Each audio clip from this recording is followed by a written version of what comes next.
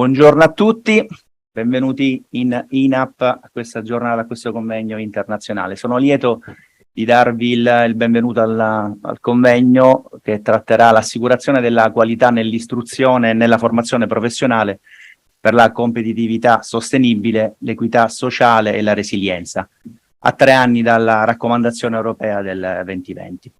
Questa iniziativa è stata organizzata nell'ambito dell'anno europeo delle competenze dal National Reference Point italiano di EGAVET, che è collocato presso l'Inapp. Come sapete, il 9 maggio del 2023 è stato inaugurato dalla Commissione europea l'anno europeo delle competenze, con lo scopo principale di promuovere la riqualificazione e il miglioramento del livello delle competenze, cercando come obiettivo di stimolare la competitività delle imprese europee, in particolare le piccole e medie, e realizzando appieno quello che è il potenziale della transizione digitale e verde in modo socialmente equo, inclusivo e giusto.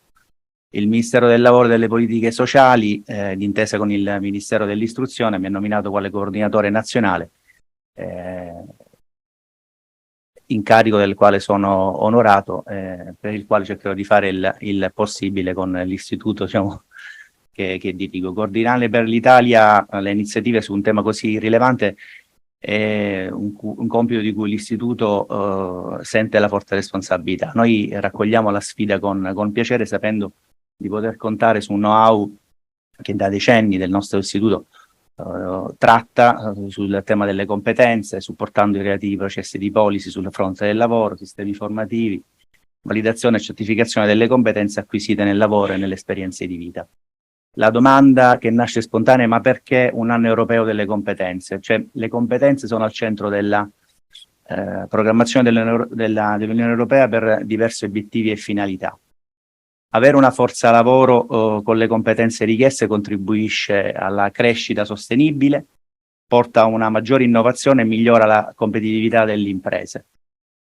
Per aiutare le persone ad acquisire le giuste competenze in modo tale che possano avere dei posti di lavoro di qualità. Aiutare le imprese, in particolare quelle piccole e medie, al fine di far fronte alle carenze delle competenze nell'Unione Europea, diciamo, ne garantisce la sopravvivenza e la crescita, e poi rendere qualificati e competenti i lavoratori permette loro di avere opportunità di lavoro e maggiori possibilità di impegnarsi pienamente nella società.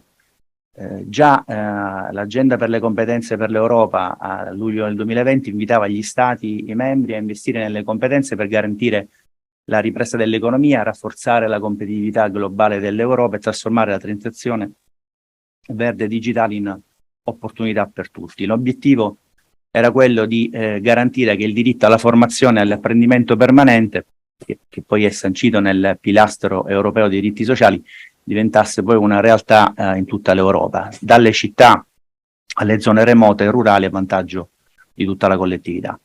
Con l'istituzione dell'anno europeo delle competenze si vuole dunque favorire il raggiungimento entro il 2030 degli obiettivi sociali dell'Unione Europea definiti dal piano di azione del pilastro europeo dei diritti sociali, che auspica il coinvolgimento di almeno il 60% degli adulti in attività di formazione e un'occupazione pari ad almeno il 78% della popolazione adulta. Tutto questo però in che modo può avvenire?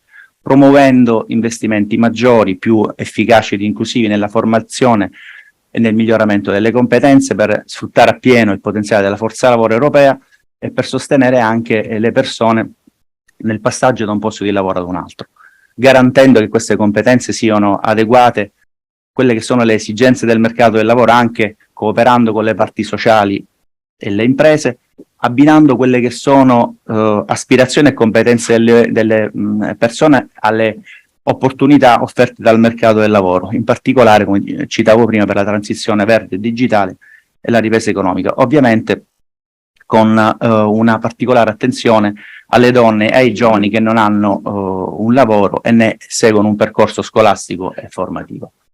Altra azione è quella di attrarre persone che provengono da paesi terzi con le competenze necessarie all'Unione Europea, anche rafforzando le opportunità di apprendimento e la mobilità transnazionale, soprattutto con il riconoscimento del reciproco delle qualifiche. Quindi, con l'anno europeo delle competenze, la Commissione si propone di dare un nuovo slancio all'apprendimento lungo tutto l'arco della vita, naturalmente in collaborazione con il Parlamento europeo, Stati membri, parti sociali, servizi per l'impiego, erogatori di istruzione e formazione, lavoratori, imprese, cercando di coinvolgere in maniera trasversale e più ampia possibile tutti gli attori della filiera. Il coordinamento dell'anno europeo, quindi a livello comunitario, adotta un approccio trasversale in modo tale che si creino delle sinergie tra programmi nazionali e varie iniziative dell'Unione Europea in materia di competenze. I coordinatori nazionali infatti hanno il compito di condividere buone pratiche, di collaborare fra loro e con la rappresentanza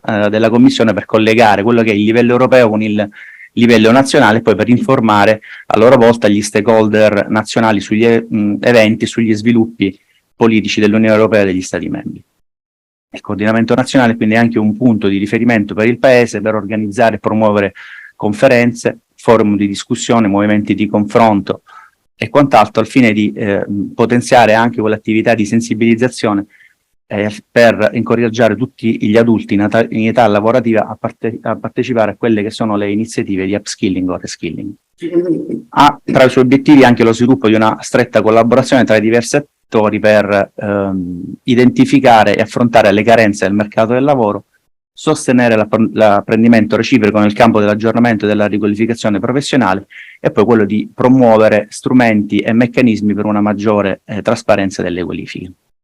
L'evento di oggi quindi si inserisce tra gli eventi dell'anno europeo delle competenze in quanto vuole essere un momento di confronto, di discussione, di riflessione, di approfondimento sulla garanzia della qualità nell'istruzione e nella formazione professionale in Italia e in Europa, alla luce di quelle che sono le recenti policy e le strategie comunitarie, nazionali e regionali. Infatti nel corso degli anni le istituzioni europee hanno fortemente sollecitato il miglioramento nella qualità dei sistemi di istruzione e formazione come strumenti privilegiati di coesione sociale e culturale destinati a incrementare la competitività e il dinamismo dell'Europa. Quindi migliorare la qualità dei sistemi di istruzione e di formazione significa poi migliorare la corrispondenza fra le risorse e i bisogni, svolgendo quindi un ruolo importante per quella che è la promozione di una cittadinanza attiva, di pari opportunità e di coesione sociale durevole. A livello europeo, negli ultimi anni tutta una serie di documenti hanno indirizzato le policy nazionali sui sistemi di istruzione e formazione e sull'assicurazione di qualità. In primo luogo ricordiamo la raccomandazione del Parlamento europeo e del Consiglio del 18 giugno del 2009 sull'istituzione del quadro europeo di riferimento per la garanzia della qualità dell'istruzione e della formazione professionale, i cui punti chiave sono la redazione di un quadro di riferimento europeo, la definizione di un programma strategico nazionale volto a migliorare i sistemi di garanzia della qualità, l'istituzione di un referent point nazionale per assicurare l'interazione europea e la disseminazione dei risultati. Successivamente la raccomandazione del 24 novembre 2020 sull'istruzione e la formazione professionale per la competitività sostenibile, l'equità sociale e la resilienza, che invita gli Stati membri a realizzare interventi e investimenti per attuare una politica in materia di istruzione e formazione professionale che ha come compito quello di fornire ai giovani e adulti conoscenze, abilità, competenze necessarie per approcciarsi a un mercato del lavoro e a una società in un'evoluzione per gestire la ripresa e le transizioni giuste verso un'economia verde e digitale, per favorire l'inclusività e le pari opportunità, e per promuovere sistemi europei di istruzione e formazione professionale in un contesto internazionale. Inoltre la raccomandazione vuole adoperarsi per conseguire entro il 2025 i seguenti obiettivi in Europa. Percentuale di diplomati dell'istruzione e formazione professionale occupati dovrebbe essere almeno dell'82%, il 60% dei neodiplomati dell'istruzione e della formazione dovrebbe beneficiare dell'apprendimento basato sul lavoro durante l'istruzione e la formazione professionale ed infine l'8% dei discenti dell'istruzione e della formazione dovrebbe beneficiare della mobilità per l'apprendimento all'estero. Infine la raccomandazione del 2020 ribadisce l'importanza del quadro ECAVET del 2009, quale riferimento poi fondamentale per sostenere gli Stati membri nel migliorare la qualità dei loro sistemi e crescere la trasparenza nelle politiche nazionali in materia di istruzione e formazione professionale.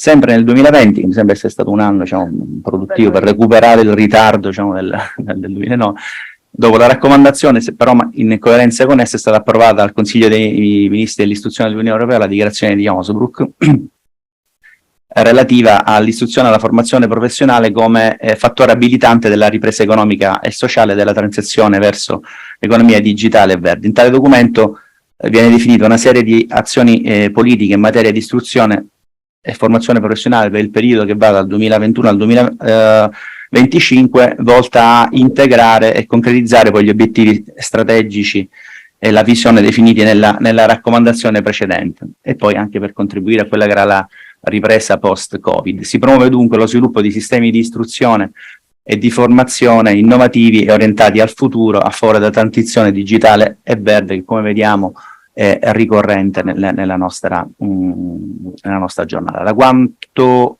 detto è evidente che negli ultimi 15 anni l'assicurazione della qualità di istruzione e di formazione ha costituito quindi un obiettivo fondamentale delle strategie e delle policy per la crescita economica e la coesione sociale a livello comunitario.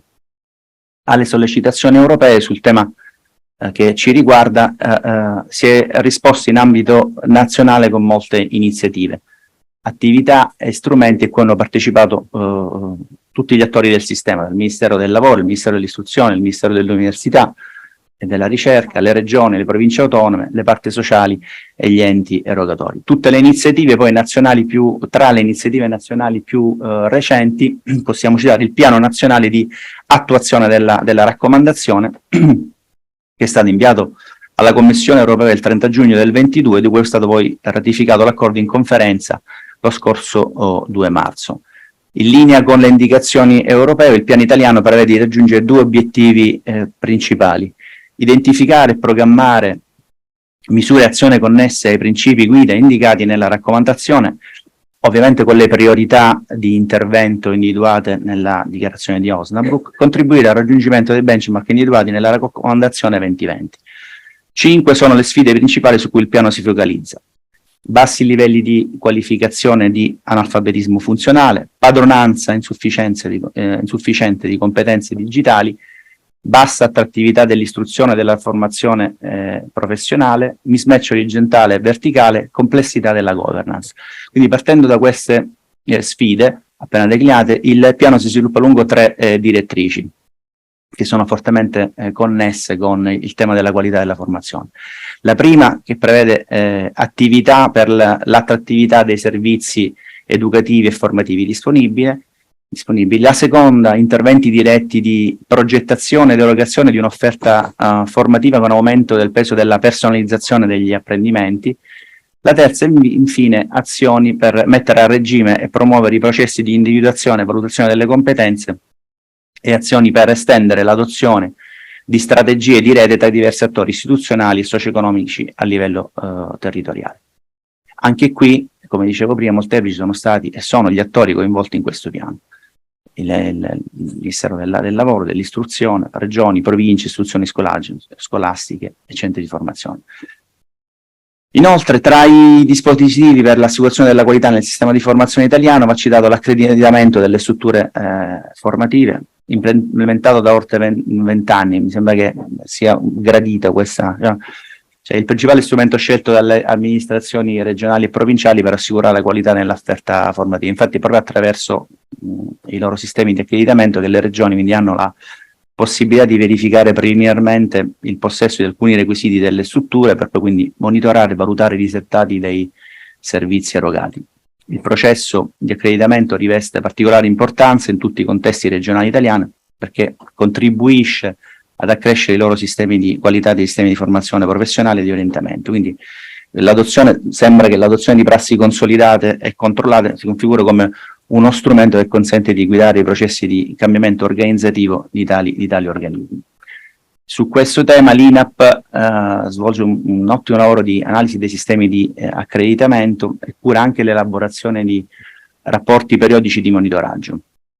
L'attività prevede un approfondimento sull'evoluzione dei dispositivi e dei sistemi di accreditamento dei diversi contesti territoriali, nonché la rilevazione di buone prassi, criticità e ipotesi di prospettive, oltre che un aggiornamento dei dispositivi stessi con gli indicatori EGAVET. Sempre su tale tema l'Inapp si occupa dell'aggiornamento del database nazionale delle strutture formative accreditate per la formazione, che è uno strumento, mi sembra essere uno strumento utile sia per gli utenti che per gli attori coinvolti nella governance della formazione professionale.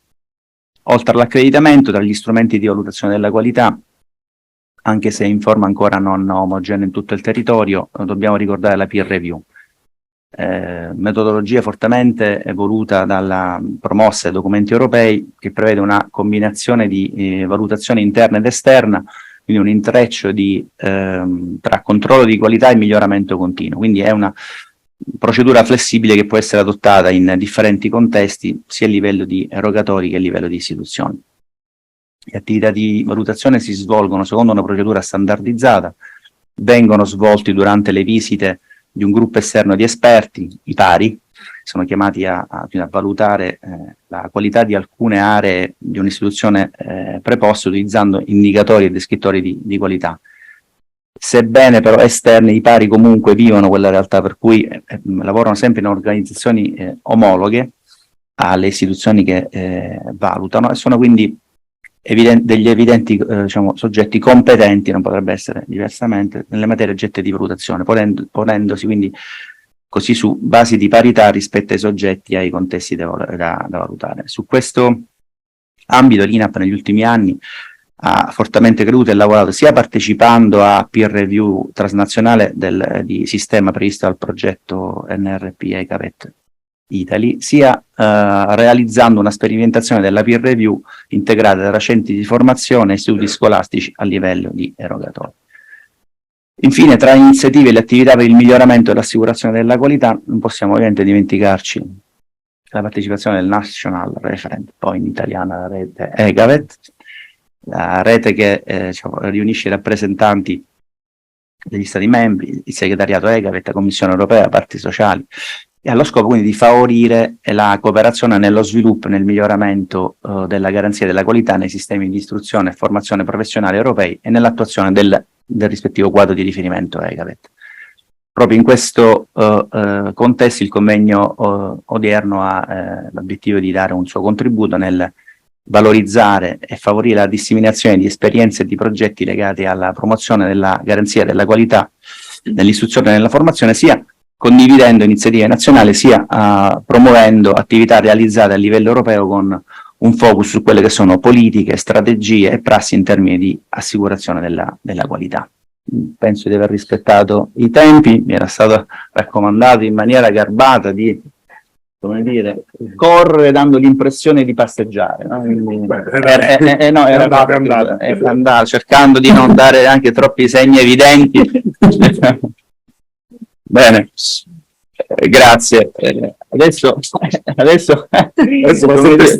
le scarpette da tennis passano al dottor Simoncini del Ministero del Lavoro e poi abbiamo il collegamento alla collega Zancan da remoto.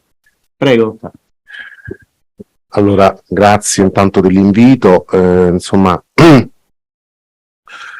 diciamo che io non mi sono preparato, diciamo, un discorso ben strutturato, vado un pochino a braccio, e in questo mi piacerebbe insieme provare a fare alcune riflessioni su quella che per me è sempre una cosa importante, cioè la messa a terra, ovvero una riflessione molto concreta sul che vuol dire qualità, cioè perché ha senso in qualche modo lavorare sulla qualità e qual è il valore d'uso, qual è diciamo il punto di caduta pragmatico. Questo a me serve molto, se non altro, per motivarmi nel lavoro quotidiano che si svolge a livello, insomma, anche poi amministrativo, perché se si perde il senso se si rimane sempre su un livello astratto, si rischia poi di non essere efficaci nell'azione. E allora voglio provare a fare una carrellata, una riflessione insieme su come si innesta il tema della qualità, su come è cambiato il ruolo della VET nel tempo. Diciamo che oggi effettivamente abbiamo, nel 2023, due strumenti importanti a cui poter fare riferimento per traguardare la nuova stagione della qualità, che sono da un lato sicuramente, è stato presentato, è stato illustrato dal direttore, il piano nazionale di attuazione che è stato approvato a marzo, mi sembra il 2 marzo, in conferenza Stato-Regioni, che disegna un po' un quadro comune strategico nazionale, quindi disegna un pochino le scelte che l'Italia ha fatto per raggiungere, no, i target di benchmark definiti dalla raccomandazione RET, dalla dichiarazione Osnabrück, e dall'altro mi piace veramente dare oggi un po' l'annuncio, perché è stato pubblicato in Gazzetta Ufficiale qualche giorno fa, il rapporto italiano di referenziazione delle qualificazioni italiane all'EQF. Quello non è propriamente un quadro strategico, ma è il quadro di governance di tutti i sistemi dell'istruzione e della formazione professionale in Italia. Abbiamo chiamato un po' la casa comune, e devo dire che c'è grande soddisfazione per questo traguardo, visto che comunque non aveva precedenti, almeno per come è stato disegnato, non tanto e soltanto come documento di rappresentazione, cioè di narrativa, di illustrazione del sistema italiano all'estero, ma anche come sistema di organizzazione della governance in Italia, di tutti i sistemi di qualificazione. Ora, questi sono, diciamo, i due riferimenti che peraltro citano e richiamano il ruolo strategico del framework dell'ECAVET, entrambi, non a caso, e quindi del ruolo della qualità. Perché la qualità? Allora, partiamo da dati che comunque credo che ormai siano, non li commento, li cito, no? Il tema di quella che possiamo chiamare oggi l'età delle crisi permanenti, cioè noi dal 2009 ad oggi passiamo da una crisi all'altra. Tant'è vero che comunque anche il termine crisi, nella sua natura semantica e anche etimologica, perde senso, perché comunque siamo in una situazione proprio di continuità, non ci stanno, diciamo, delle variazioni di alternanza, ma siamo in uno scandirsi continuo di crisi. Cambiano soltanto la natura delle crisi, ma siamo sempre in crisi. Ora, in questo stato di mercato del lavoro transizionale, cioè mercato del lavoro che è in qualche modo condizionato da queste crisi alternanti, la formazione professionale ha cambiato completamente ruolo. Mentre la formazione professionale, diciamo negli anni 60, quando è nato il Fondo Sociale Europeo, e comunque prima degli anni 80, aveva un ruolo fondamentalmente legato ai fallimenti discontinui del mercato o ai fallimenti della scuola, quindi aveva un ruolo riparatore. Oggi la formazione professionale, alla VET, viene richiesto un nuovo e più importante ruolo legato all'accompagnamento alle transizioni, quindi in qualche modo alle dinamiche di resilienza rispetto a queste transizioni. E quindi sempre di più, non a caso, almeno la normativa italiana lo dimostra, è sempre più legata a dinamiche condizionanti. La formazione è condizionata alle politiche attive, la formazione è condizionata alle politiche passive, la formazione è condizionata a piani industriali di innovazione, d'accordo? Quindi diventa sempre un elemento abilitante per politiche che vogliono affrontare in modo, diciamo, efficace le cosiddette transizioni. Si parla delle transizioni verdi e digitali, ma anche quelle tecnologiche, ma anche quelle demografiche. Cioè abbiamo anche un tema di transizione demografica che non viene spesso richiamata, ma è altrettanto importante rispetto a quelle verdi e digitali. E rispetto a quella digitale io distinguerei tra quella digitale e quella tecnologica, visto che comunque ci stanno anche poi delle importanti innovazioni legate non tanto e soltanto alla digitalizzazione. Ora, in tutto questo quadro la formazione cambia pelle. Cioè, innanzitutto c'è più formazione. Ora, in questa fase di vita io sto facendo un po' dirigente al Ministero del Lavoro, prima ero ricercatore, e cerco di passare il tempo a vedere i numeri anche nella mia veste di amministratore e dirigente. Ecco, per esempio, nell'ambito di un finanziamento che noi in Italia diamo agli enti storici della formazione professionale, noi ripartiamo questi soldi sulla base delle ore formative realizzate nell'anno precedente. Ora, vi do un dato. Negli anni, all'inizio del 2000, le ore formative, le ore della formazione dichiarate da questi enti, ammontavano grosso modo, mettiamo a 10 milioni di ore formative. Ecco, l'altro anno siamo arrivati a 194 milioni di ore formative. Quindi evidentemente si fa più formazione. Ma si fa più formazione perché abbiamo più filiere. Penso, da quando ho iniziato la mia carriera, sicuramente si è aggiunta la nuova filiera della istruzione e formazione professionale regionale. Stiamo alla terza generazione, credo che poi Antonietta ne parlerà, siamo alla terza generazione di riforma del sistema di formazione tecnica superiore. Nel 2000, e quindi compiono 20 anni, 23 anni adesso, si sono aggiunti l'offerta dei fondi paritetici interprofessionali. Quindi la formazione professionale si arricchisce di soggetti, di ambiti, di contesti. Nel 2013 l'Italia ha in qualche modo riconosciuto pari dignità a quello che si impara, diciamo, in un assetto formale di apprendimento rispetto a quello che si impara in contesti non formali e informali. Quindi si allargano le filiere, si allargano i contesti, si allargano anche i finanziamenti, chiaramente, perché le fonti di finanziamento diventano sempre di più e differenziate. Si ampliano e si diversificano anche le modalità della programmazione e si rendono sempre più, diciamo, dinamiche e modulari. L'Italia già sta ragionando nel rapporto italiano di differenziazione, abbiamo la cosiddetta definizione italiana delle microqualificazioni, delle microcredential, che in Italia le chiamiamo microqualificazioni, per immaginare un'offerta modulare incrementale nel tempo. E qua anticipo il tema della portabilità nel tempo e nello spazio, perché ha molto a che vedere con il tema della qualità.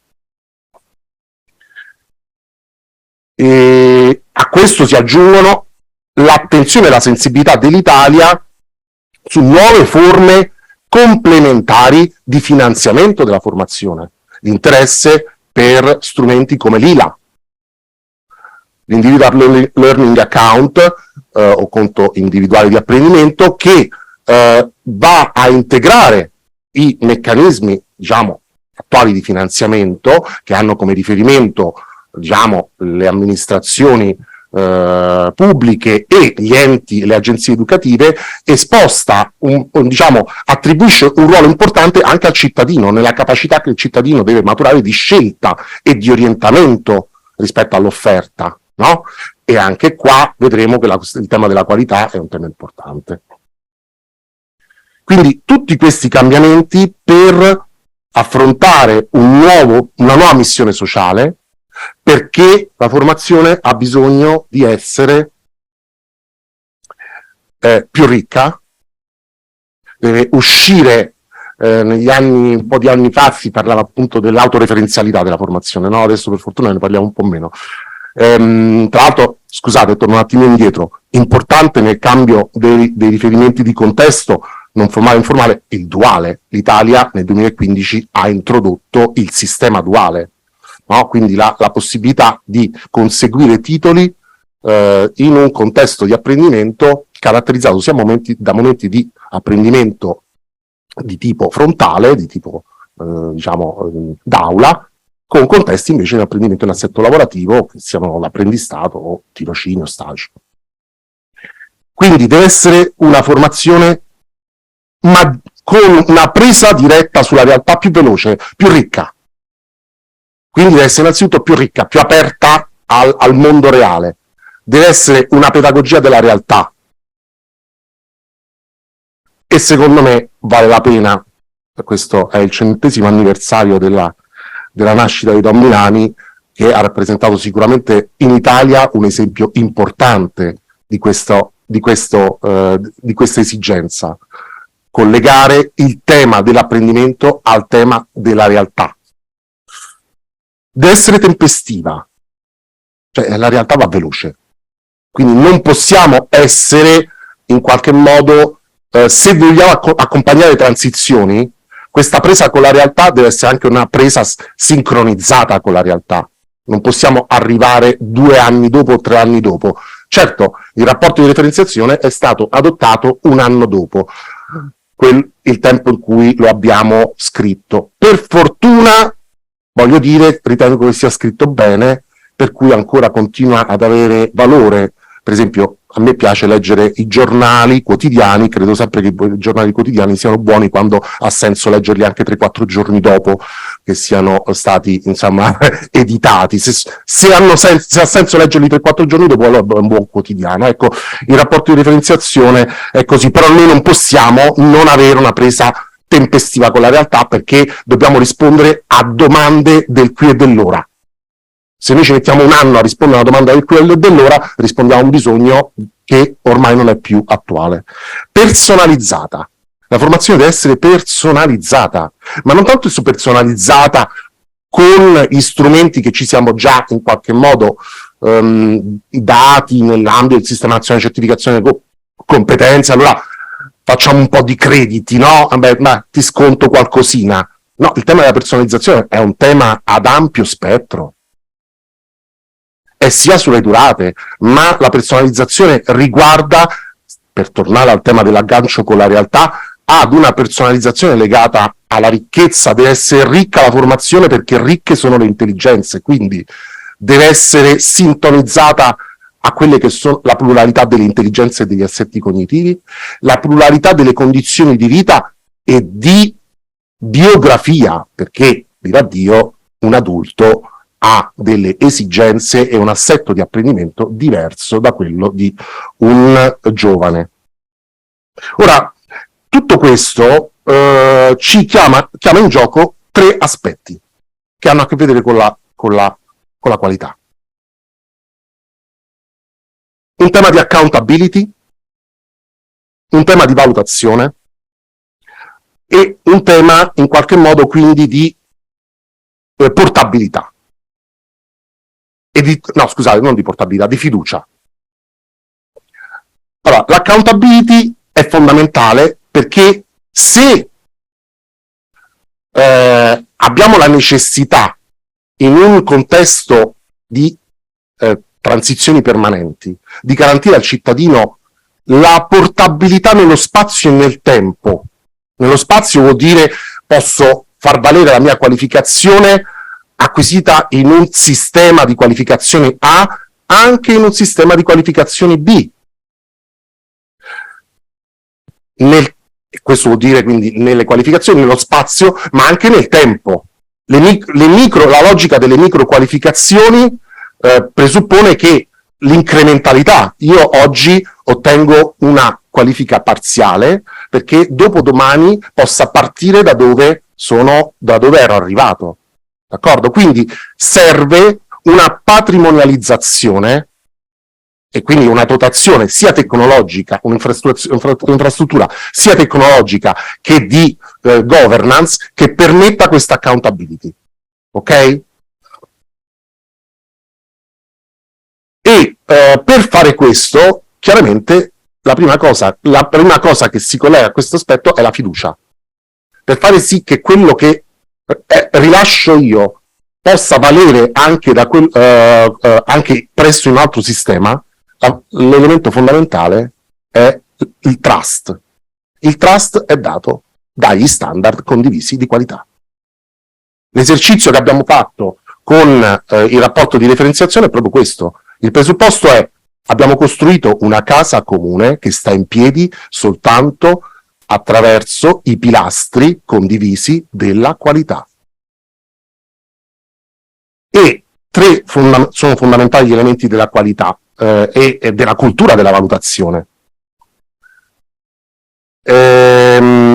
Dotarci di sistemi che ci permettano di usare la qualità e la cultura della formazione, della cultura della valutazione e della qualità, innanzitutto per, diciamo, rendere, consentire ai policy maker e al partenariato economico e sociale di adottare scelte consapevoli.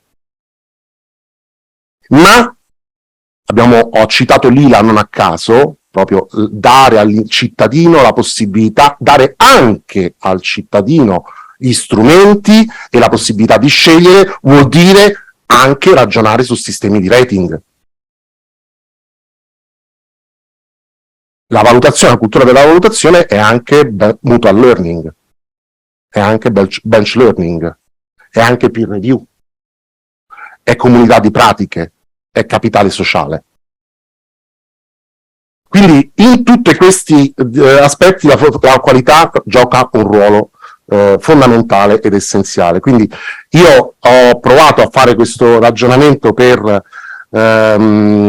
giustificare intanto il ringraziamento a quello che la rete ECAVET, quindi innanzitutto Inapp, che in qualche modo porta avanti queste attività da anni, il direttore chiaramente Laura, Concetta e tutto il gruppo di lavoro e tutta la rete che porta avanti da anni questo sforzo, ma soprattutto l'augurio di un lavoro per una buona e fruttuosa nuova stagione per la cultura della qualità e della valutazione, legata a due aspetti fondamentali. La dotazione di strumenti, metodologie e tecniche e la diffusione di una cultura allargata e partecipata appunto quindi un'operazione anche culturale della cultura della valutazione in Italia. Grazie.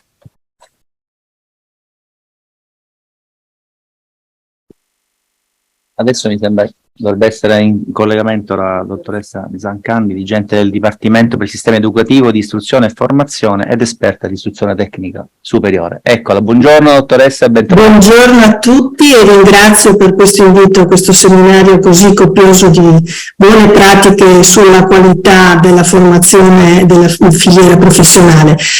Allora, il rilancio della qualità nella filiera professionale è un argomento che sta molto a cuore a questo Ministero e desidero proprio in premessa portare i saluti del direttore generale Fabrizio Manca, della direzione degli ordinamenti scolastici, la valutazione e l'internazionalizzazione del sistema nazionale di istruzione, che è impossibilitato a partecipare, nonché i saluti del mio collega Gianluca Lombardo, che è il dirigente dell'ufficio che si occupa appunto della filiera professionale.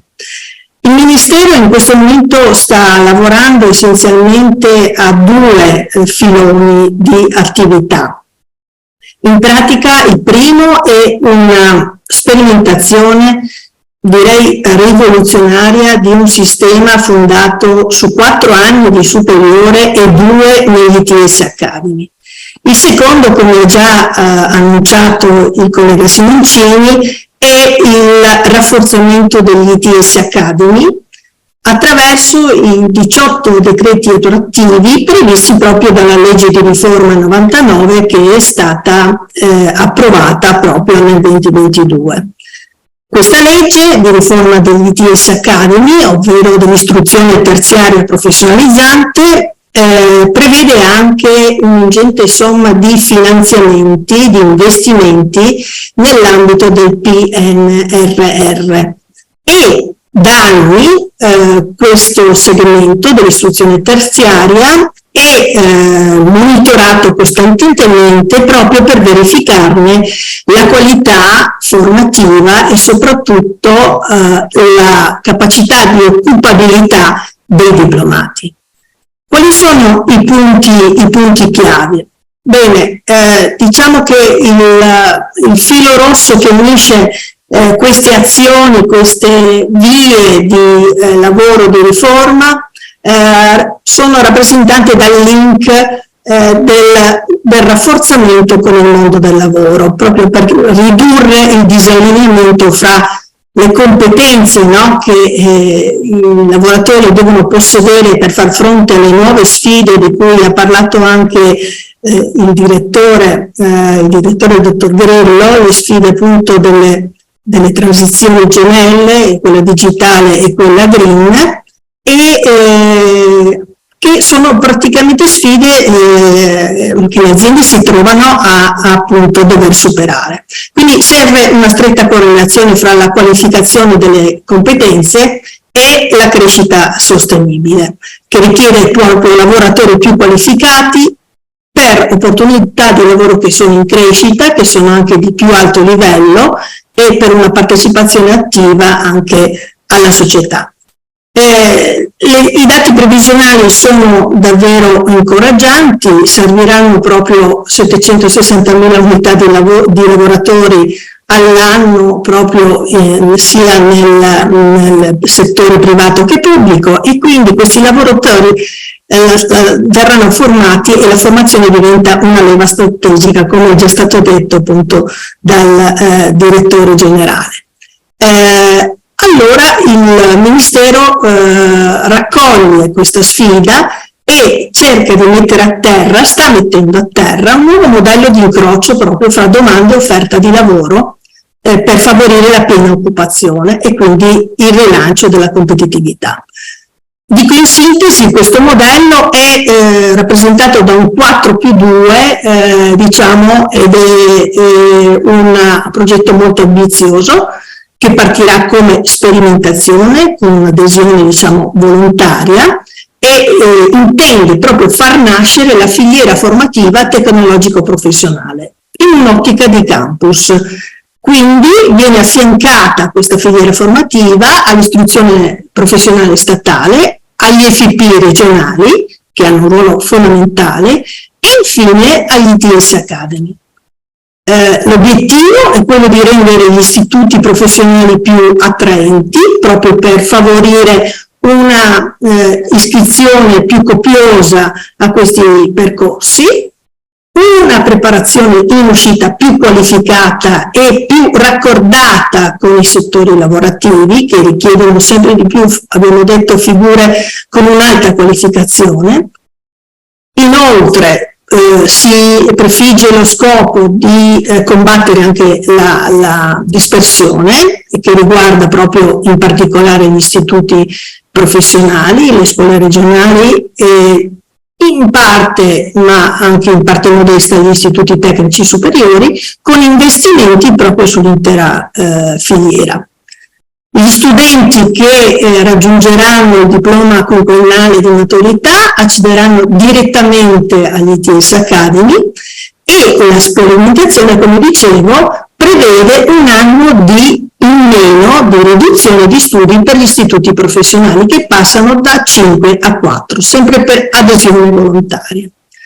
Questa novità, che riguarda proprio le nuove scuole professionali, entrerà in vigore nell'anno scolastico 24-25. Andrea mi ha dato l'assist anche per parlare, il dottor Simoncini mi ha dato l'assist per parlare della riforma ITS, che introduce significative novità per la formazione terziaria professionalizzante, proprio per rendere l'offerta formativa più efficace, ma per rendere anche il percorso più attrattivo, perché, come dirò in conclusione, questi percorsi sono stati sempre monitorati annualmente e hanno dato sempre risultati molto lusinghieri, sia per quanto riguarda il successo formativo, ma anche per quanto riguarda l'occupabilità dei diplomati. Però ecco, ancora riguardano numeri di nicchia, e questi numeri ovviamente devono essere ampliati per far fronte alle richieste di lavoratori qualificati, di cui insomma ho dato alcune misure all'inizio. Allora sarò sintetica perché il tempo vola. Intanto questa legge ha una premessa importantissima, perché istituisce con una legge di rango superiore di primario proprio l'istruzione tecnologica superiore. Gli ITS vengono rinominati ITS Academy, e c'è un link, come dicevo prima, un link molto stretto con il mondo del lavoro, in quanto gli stage vengono aumentati al 35% del monte ore biennale e i docenti che provengono dal mondo del lavoro devono raggiungere il 60% del monte ore biennale nel curriculum. Un'altra novità importantissima è il raccordo con il mondo accademico, con il mondo universitario, e quindi uno dei decreti prevede proprio la definizione di crediti formativi con tabelle nazionali di corrispondenza in uscita dal percorso biennale dell'ITS Academy e per eventualmente la prosecuzione degli studi in ambito accademico. Nonché sono previsti anche percorsi triennali di sesto livello EQF per diciamo quei profili in uscita che sono compatibili con un percorso biennale e richiedono diciamo più apprendimento in contesto, quindi un periodo più lungo di stage.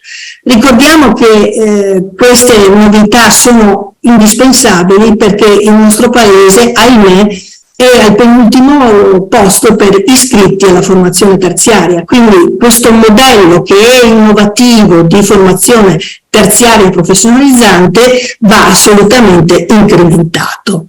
C'è un'attenzione specifica anche a chi eroga questi percorsi ITS Academy, quindi alle fondazioni, che dovranno rispettare standard minimi nazionali. Ci sarà un accreditamento sia delle vecchie che delle nuove fondazioni, saranno favorite e incrementate le reti di coordinamento e un'altra cosa molto importante, stiamo lavorando alla revisione delle aree tecnologiche, non tanto diciamo per i settori che rimangono grosso modo gli stessi, ma soprattutto stiamo rivisitando gli ambiti e le figure che sono aumentate proprio per raccogliere le richieste che provengono dai vari tessuti produttivi, anche con le differenziazioni territoriali che questi tessuti produttivi manifestano, e queste aree tecnologiche vengono riconosciute proprio per i loro contenuti formativi.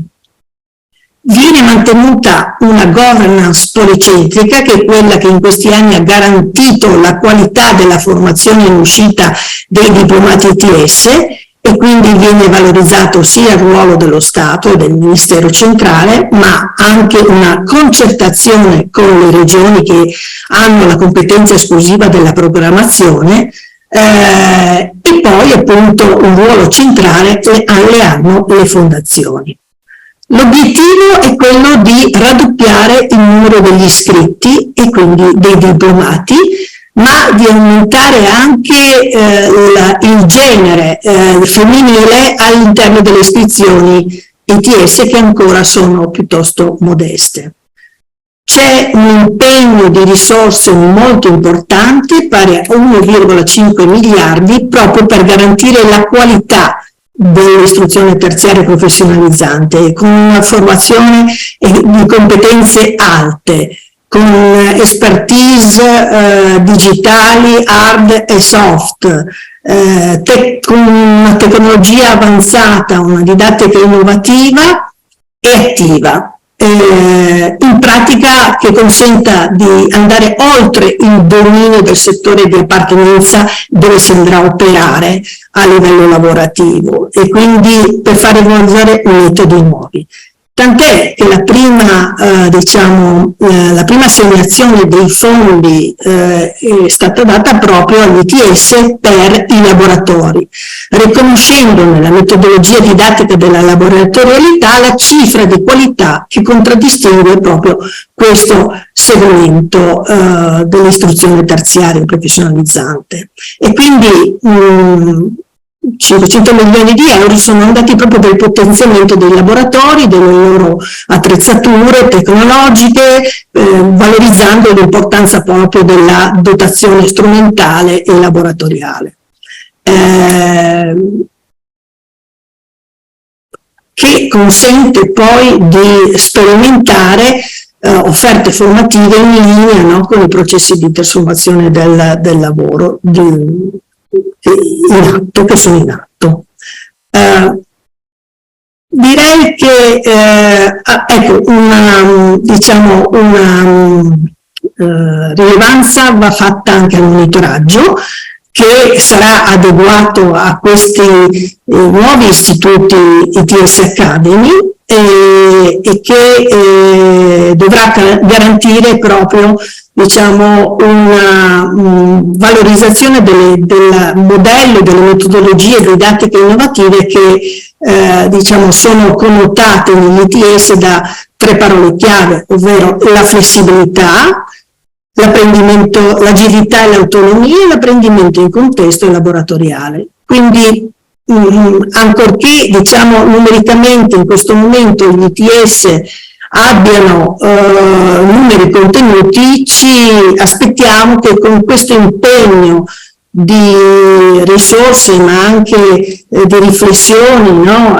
Di collaborazioni che si sono in qualche modo create per dare contributi allo sviluppo di questo sistema, contiamo che questi numeri possano nei tempi, nei termini previsti dal PNRR proprio raddoppiare e comunque, insomma, aumentare significativamente.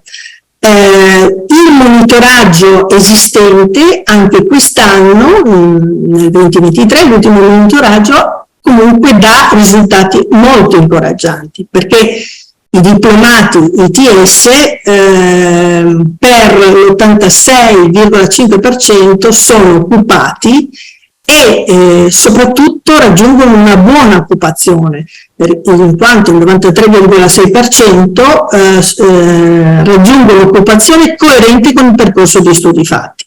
Allora la strada intrapresa è quella giusta. Ora questa legge e soprattutto i suoi decreti attuativi, che sono davvero impegnativi, ci consentiranno di rafforzarla, di migliorarne la qualità e di diciamo, implementare tutte quelle innovazioni didattiche che appunto in questi anni hanno già testato e sono già state testate con i risultati, insomma, di cui in maniera sintetica vi ho citato. Ecco, io direi che insomma è un momento molto importante per diciamo, tutta la filiera professionalizzante. L'impegno, diciamo, di questo Ministero c'è tutto, ci sono, diciamo, anche buone idee innovative, quindi i risultati non tarderanno ad arrivare. Vi ringrazio. Grazie dottoressa. Se questi erano i saluti, mi sembra che le premesse per la giornata, diciamo, di lavori, quelli veri ci siano tutte. Insomma, gli spunti mi pare di riflessione sono tanti, importanti e ci danno un modo di poter ragionare in tutto il tempo che ci rimane, ma la giornata mi sembra di chiudere. Io adesso inviterei i nostri relatori, così iniziamo la sessione, e intanto vi ringrazio, una buona giornata di lavori. Grazie. Grazie a lei, direttore, e grazie ai rappresentanti dei 2 ministeri che ci hanno fatto l'onore di venirci a salutare. E chiamerei, lo chiamo palco, vabbè, Kit e Munir, e abbiamo anche collegato Giorgio Kostakis del CEDEFOP. E prego, grazie.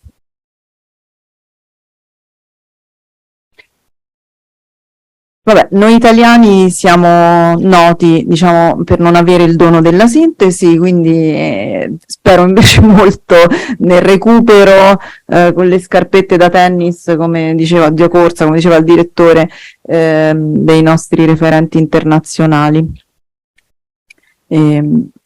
Dovrebbe esserci collegato George Kostakis del CEDEFOP.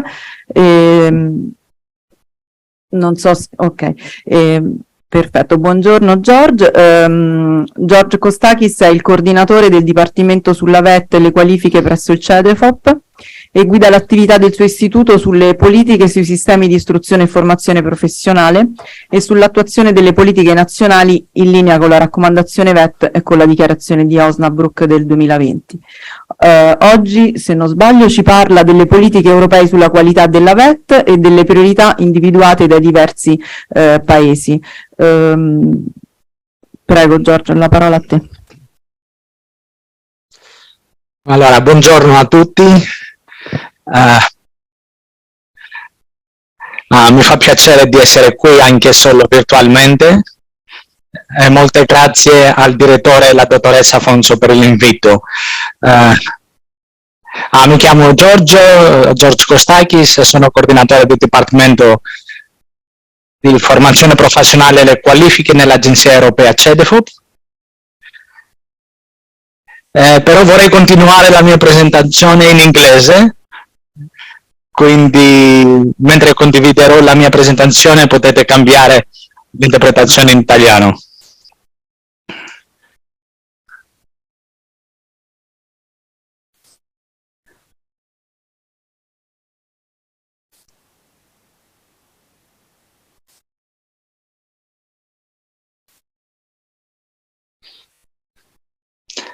Allora, I hope you can see my presentation. So I will start by saying a few words about CEDEFOP.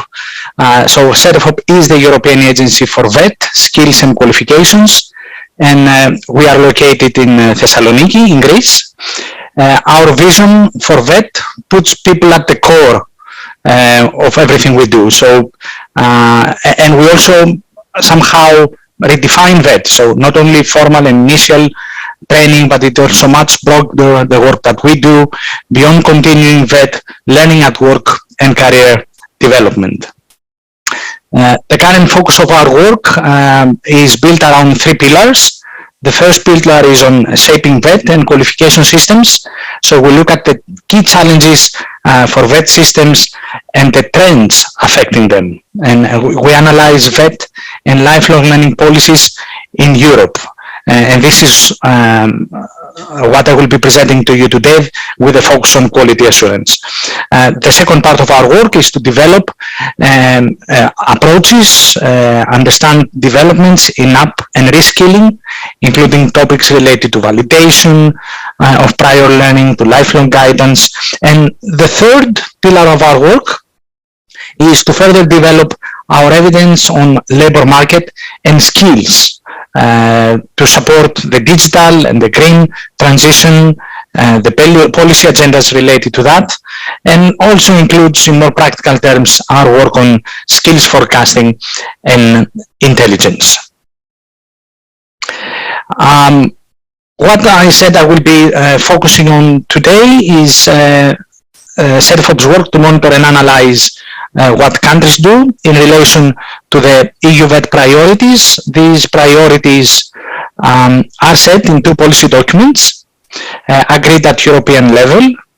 So the Council recommendation on VET, as you see on the left-hand side, and the Osnabrück Declaration, which is a declaration of the ministers in charge of vocational education, the European social partners, and the European Commission. So what you see on this slide are the priorities agreed at European level on those 2 policy documents, and they are the focus of our work, not only in CEDEFOP, but also and at European level, but also to a great extent by the countries themselves. So the EU 27 countries plus Norway and Iceland.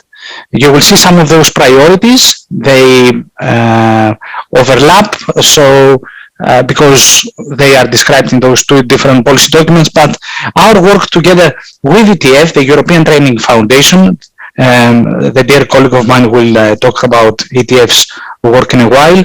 We are monitoring what is happening in the countries in relation to those priorities in order to identify some trends and challenges that the countries are facing. So countries were asked to select from the slide, for example, that you see in front of you, the priorities they would like to focus on in the following years. And they were asked to prepare national implementation plans for VET and lifelong learning.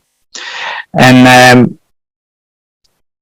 they did so. So during last year, all countries, apart from three are still in the process of developing their plans, submitted those national implementation plans, and they describe in those plans at the beginning the state of play, what is the national context, what is happening in their countries, followed by the challenges they face and the general objectives they have set in these plans in order to address those challenges.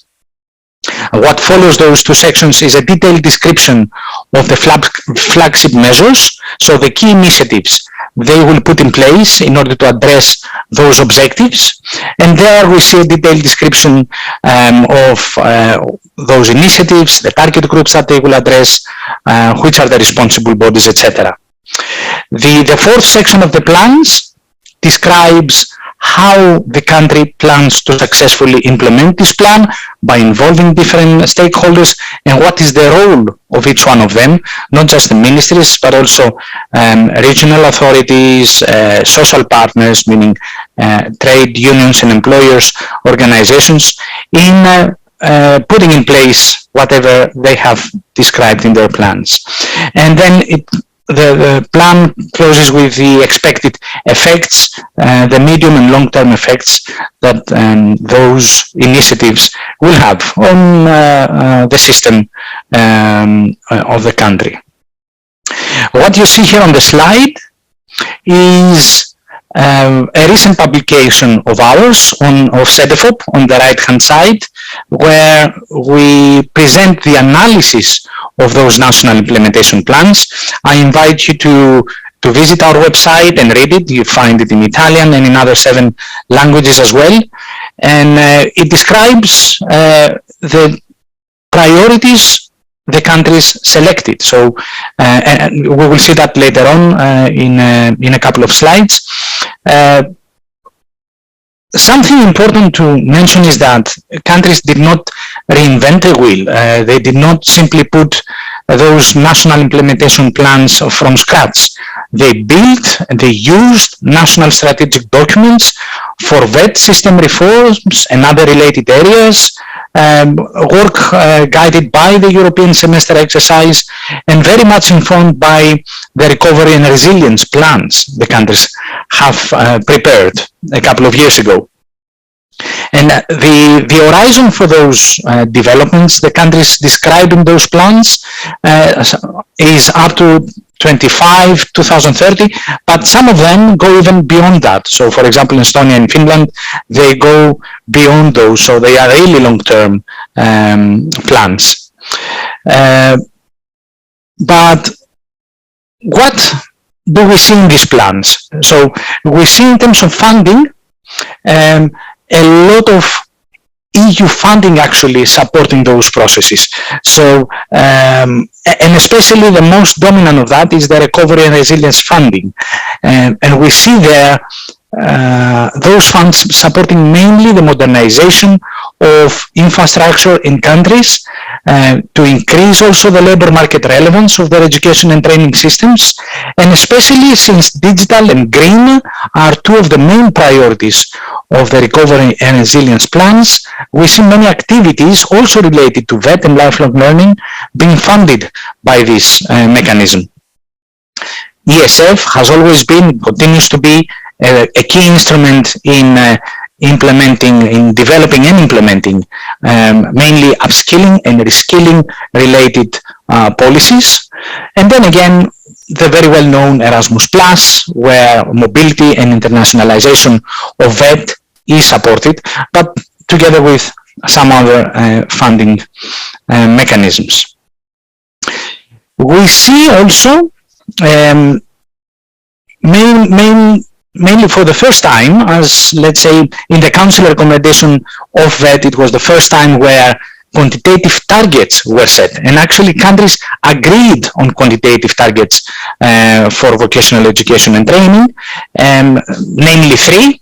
There has been an agreement to reach an 82% employment rate for recent IVET graduates.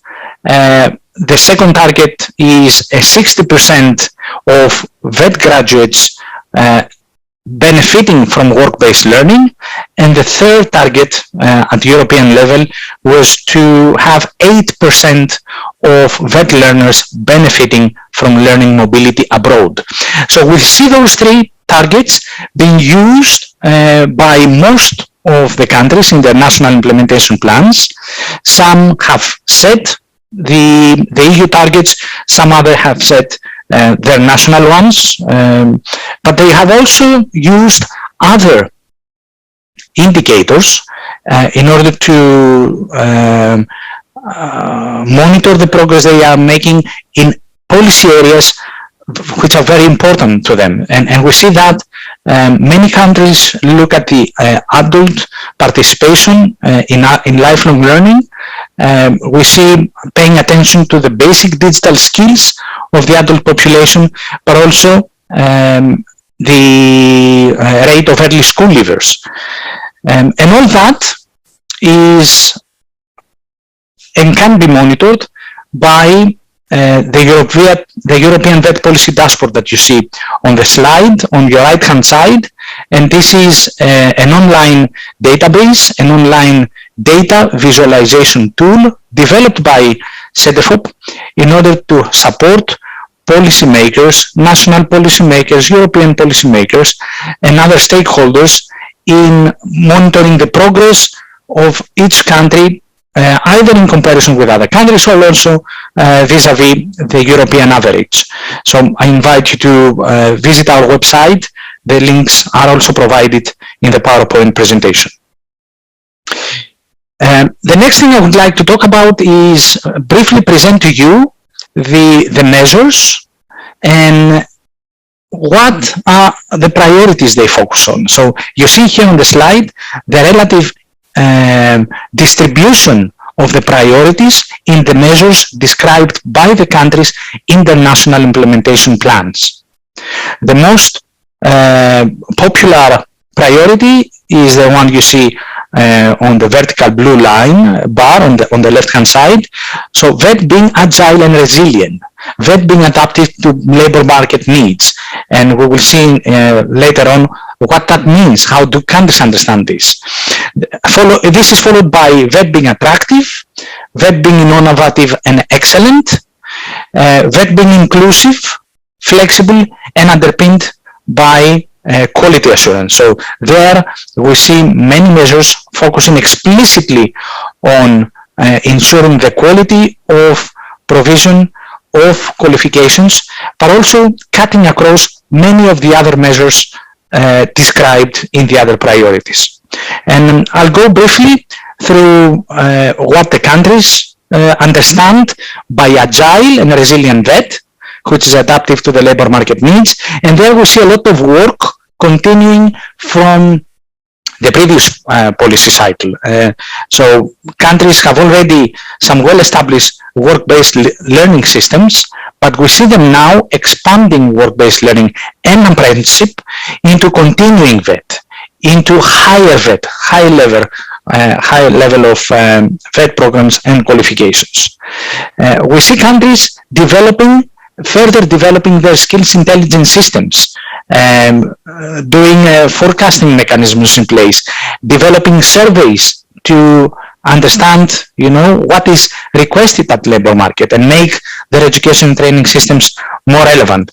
And we also see many initiatives into modernizing VET standards and curricula, not just focusing on transversal and basic skills, but also integrating, especially due to the forthcoming priorities, on making their programs digital and also investing in skills for the green transition. When it comes to VET being flexible and inclusive, we see a lot of work there taking place into promoting continuing vet and adult learning, and we see their countries introducing or planning to introduce systematic approaches and comprehensive approaches into using and bringing together guidance on one hand, validation of learning in order to address individual learning needs. So this is, I would say, the most popular area of flexible vet to support actually lifelong learning opportunities. But there is also a new trend somehow, the trend of qualifications shorter than full, what we call micro qualifications. Others call it micro credentials, and the way that these are used in order to support people in up and reskilling into equipping them with the skills they need for the labor market and develop over time. The next priority on innovative and excellent vet has a lot of work under establishing and developing centers of vocational excellence, and we see these somehow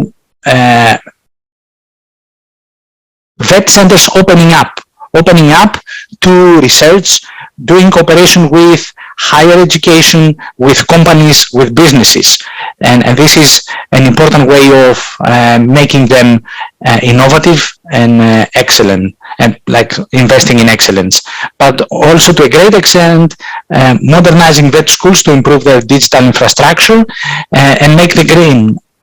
And when I'm saying green, I'm not talking only about teaching about sustainability. I'm talking about even make the schools, the training providers greener, somehow greening their operations and their infrastructure. When it comes to attractive vet, we see programs expanding to EQF levels 5 to 8. We see the most popular of all being investment in teachers and trainers. So teachers and trainers are seen as the game changers. They are the change agents. And we see that there are a lot of measures that countries are planning in order to further develop initial training and continuous professional development of the teachers and trainers. But when it comes to quality assurance, which is something that hopefully will inform your discussions today, we see countries further developing already well-established quality assurance processes they have put in place, systems and frameworks. So the work on quality assurance goes way back at European level. Since the very beginning of Copenhagen process, the European cooperation event. This is already 2 decades now where this has been discussed at European level. We had the first recommendation in 2009, and then the importance of the ECAVET framework and the work actually carried out at European level for quality assurance being strengthened in the 2020 Council recommendation on VET. And it's been strengthened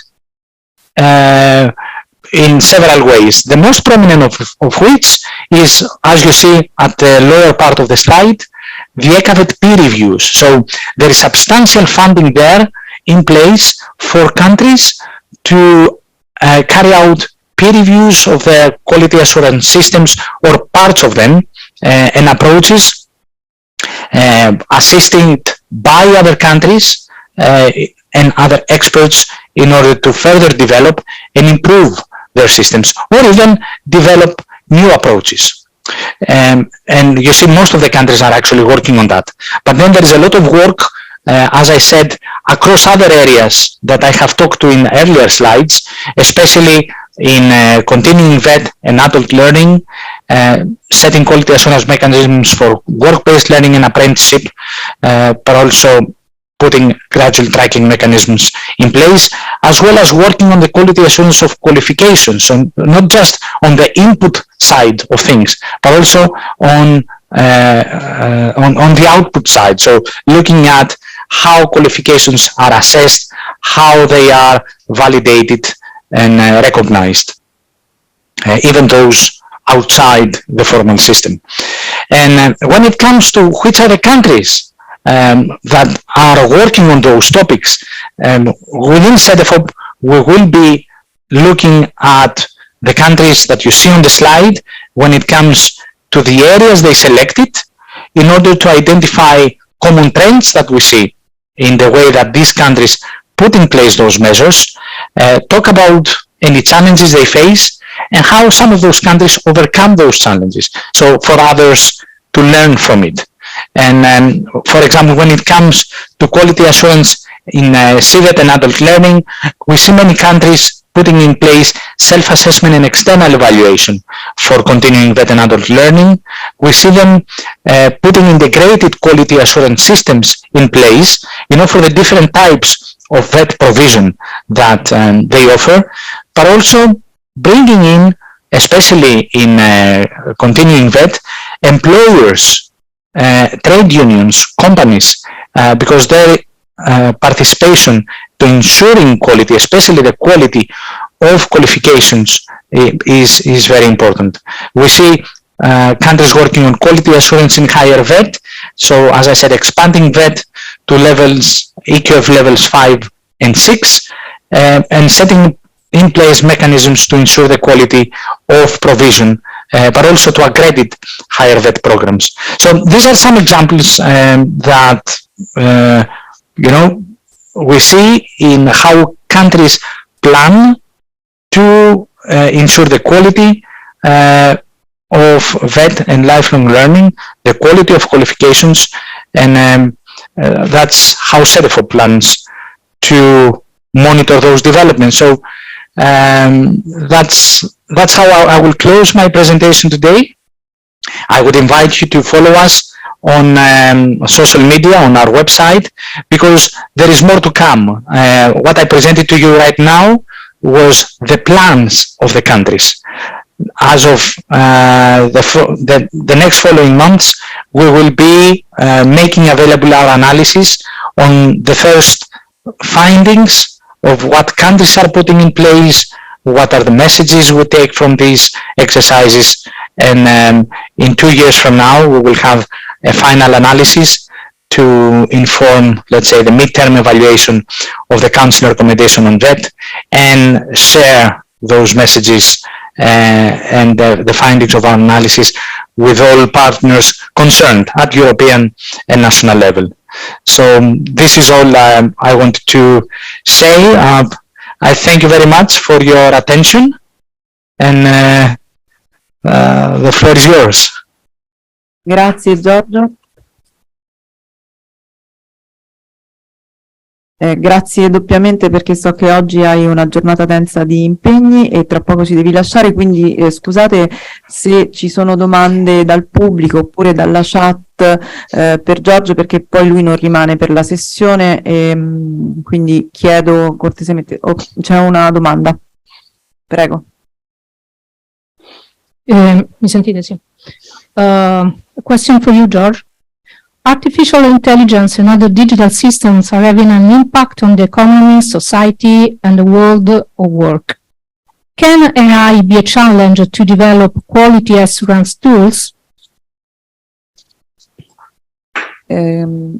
Chiedo se è possibile di collegarsi e di far vedere. Ok. Giorgio, hai sentito la domanda? Yes, so can I take it straight away? Oh, sì. Again? Sì. So okay. So yes, indeed, we see now countries using more and more, referring actually to artificial intelligence, not so much using and putting in place initiatives, but trying to understand the challenges that this will pose. And actually some of the challenges we see in our analysis proposing the use of artificial intelligence is definitely to ensuring the quality. I'll give you a very recent example.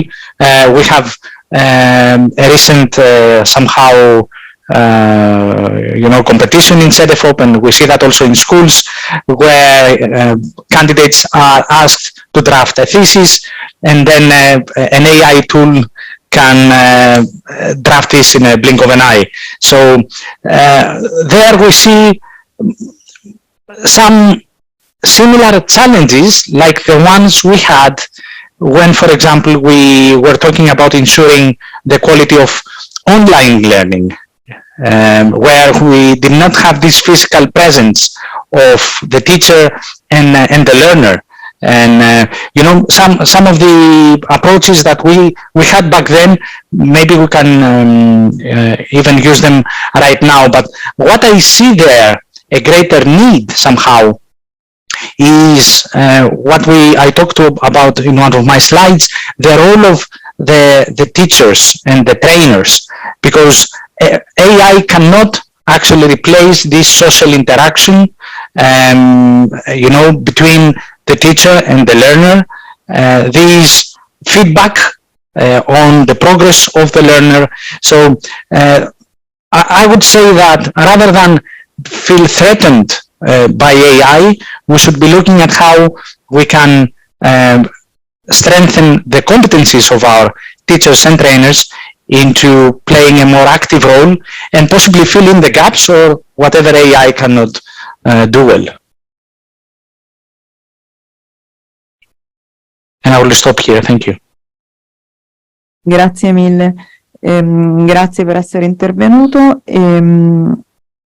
Siamo un pochino, stretti con i tempi, un pochino in ritardo, quindi passo la parola a Munir Bati dell'European Training Foundation, presso il quale è un esperto senior dello sviluppo del capitale umano, conduce l'attività dell'ETF sul tema della garanzia della qualità e coordina il forum ETF sempre sull'assicurazione della qualità nella VET. Oggi ci parla dell'assicurazione della qualità, in particolare dell'approccio e delle iniziative dell'ETF.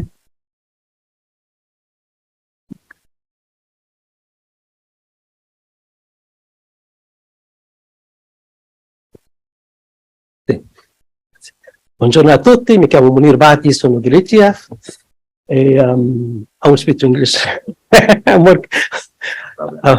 Non sono in grado di farlo in italiano. Let me ask you a question. How many of you know about the ETF? ETF, how many? No, French, I'm not concerned.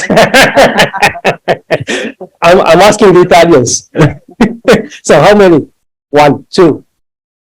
Yeah, okay. Yes. Well, I'm asking that because we are an agency of the EU. ETF stands for European Training Foundation. We don't deliver training and we are not foundation, but this is how the Commission calls us. So, and we work on the area of human capital development, and we work with neighboring countries of the EU. So we are unique in that sense that we do not work with EU member states. We do not work with Italy, we don't work with France or Germany. We work with the neighboring countries of the EU, and we have a list of countries which we work, set up by the European Commission. The number is 29, and they are, so they are in the South Mediterranean region, they are in the Balkans and Turkey, Eastern Europe, and Central Asia. And we work as well with the African Union. We got some funding from the Commission to support the African Union to design an African framework for qualifications. And we are based in Torino. So that's why I was asking you, do you know about it? We are a new agency based in Torino. What we do, actually, we structure our work on 3 areas. Knowledge hub. So we take knowledge about skills, qualifications, labor market. So if you browse our website, you'll find a lot of analysis and report on those issues. We do monitoring and assessment. And for that purpose, we launched in 2010 a process that we call Torino process, which is about reviewing VET systems in ETF partner countries. So we are currently at the 6th round. And it's about looking at the performance of the vet systems, both in terms of external efficiency, how they respond to the labor market needs, to the learner needs, society needs, but as well in terms of internal efficiency, governance, quality assurance, financing, social partnership, etc. So if you go on our website, you will find plenty of reports of all those countries from the South Mediterranean region, from the Balkans, from Eastern Europe about their vet systems. And the third service we provide is what we call policy advice. And the policy advice can be to the countries themselves. So we have been working with, I think, almost 20 countries in designing qualifications framework, implementing qualifications framework. We are working as well on quality assurance, on active labor market policies. So we work bilaterally with countries. And as well, we work with the EU delegations, so EU institutions, to support them in designing, implementing, evaluating their interventions. And we're talking about big budgets, like 100 million euro to support the system in Egypt, for instance, and the delegation of the EU asks us to design the intervention. So we provide as well support to EU institutions. So these are the three main services the ETF provides. Moving that. So this was the first section of my presentation. The second part is about our approach to quality and quality assurance. And the third part is about what we do in that area and why we thought about the need to have an approach on quality and quality assurance, because we hear about that quality. But at the end of the day, if you ask people about what is quality for you, then it's not that straightforward. You will get different answers. So even within the same country, you get different answers for different stakeholders. So if you don't have a common definition of something that you would like to achieve, how would you achieve it? So for you, for instance, in Italy here, what is for you good quality of vet? Do you have a document? Do you have a policy document that describes what is good quality of vet?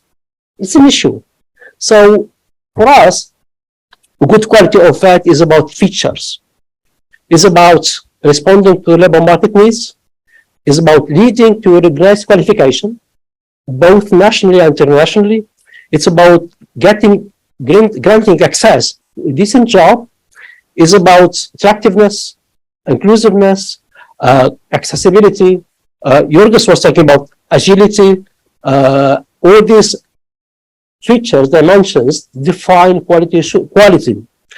And it's obvious that this definition requires a consensus between stakeholders. It doesn't to be set up by the government. The government cannot say this is the quality of vet. It should be an agreement, a consensus between governments, social partners, learners, companies, that this is the vet that you would like to have. Because then the government will know this is the vet you are funding. Learners will say, this is what I get if I engage in 3 years training courses, and providers, this is what you have to deliver. So there is a need to have a consensus between all stakeholders on what do we mean when we talk about quality of vet. And this definition is not a static definition. It has to be revised, reviewed, revisited every 5-6 years because everything is changing. So we need to have a consensus, and we need to build a consensus on that definition, knowing that it has to be revisited. So quality assurance is about the measures that we put in place. Let me move to the next slide. Yes, so it's about the composite measures that we establish to verify that processes and procedures are in place and deliver what we expect them to deliver. To make it clear, if we think that a good quality of vet is a vet which is relevant to the labor market needs, so then we need to put in place processes to analyze those needs. So the quality assurance is about what measures do we put in place to know that that process works well. How can we trust that process? So this is, and we say composite because obviously one measure cannot inform about the whole system. So we have to consider plenty of measures. And some of them, in some countries, they are stated by regulation. And the examples of measure are like self-assessment, external assessment, accreditation, use of indicators, peer reviews, peer visits. All these are measures that inform about the processes. And this is quality assurance for us. Last word about our understanding of quality assurance before moving to what we do in this area. We think that quality assurance should cover 5 VET policy areas. Governance, how strategies are being designed. Do we have a costing of the strategies? Do we know how we're going to fund them? Do they have implementation plan, etc.? A second pillar is about standards, occupational standards, qualification standards, how they are set up, who's in charge of them, are they based on analysis, are they reviewed on regular basis? So all about standards. The first one is about provision, everything that happens within a school. And usually the most common quality assurance measure that we found is accreditation. And in general, accreditation covers really this area, provision. The other area is assessment and validation. So to what extent do we trust the assessment of students, of learners? And finally, data collection and research and analysis. Are they available? Are data available on available markets? And are they reliable? Can we trust them? And what is very important for us is that all those areas have to be interconnected, meaning that are data collected used to design qualifications or not? Are they used to plan and to set up policies? So not only we have to ensure quality for each of these VET policy areas, but as well we have to think about how they are interconnected. So this was about the second part of the presentation. I'm coming to the third and final part, what we do in quality assurance in ETF. We structure our work on 2 areas, support to countries and mutual learning. So in terms of mutual learning, back in 2017, we established a forum on quality assurance in VET. So the forum is composed of 20 countries. Of course, the countries are the partner countries of the ETF and the EU. And what we do in this forum, we organize peer visits, which is the main working tool of the forum, peer visits. So far we organized 4 peer visits, and we are planning this year in November, a 5th one in Palestine. So the peer visit is when one forum member would like to get the feedback on a quality assurance measure.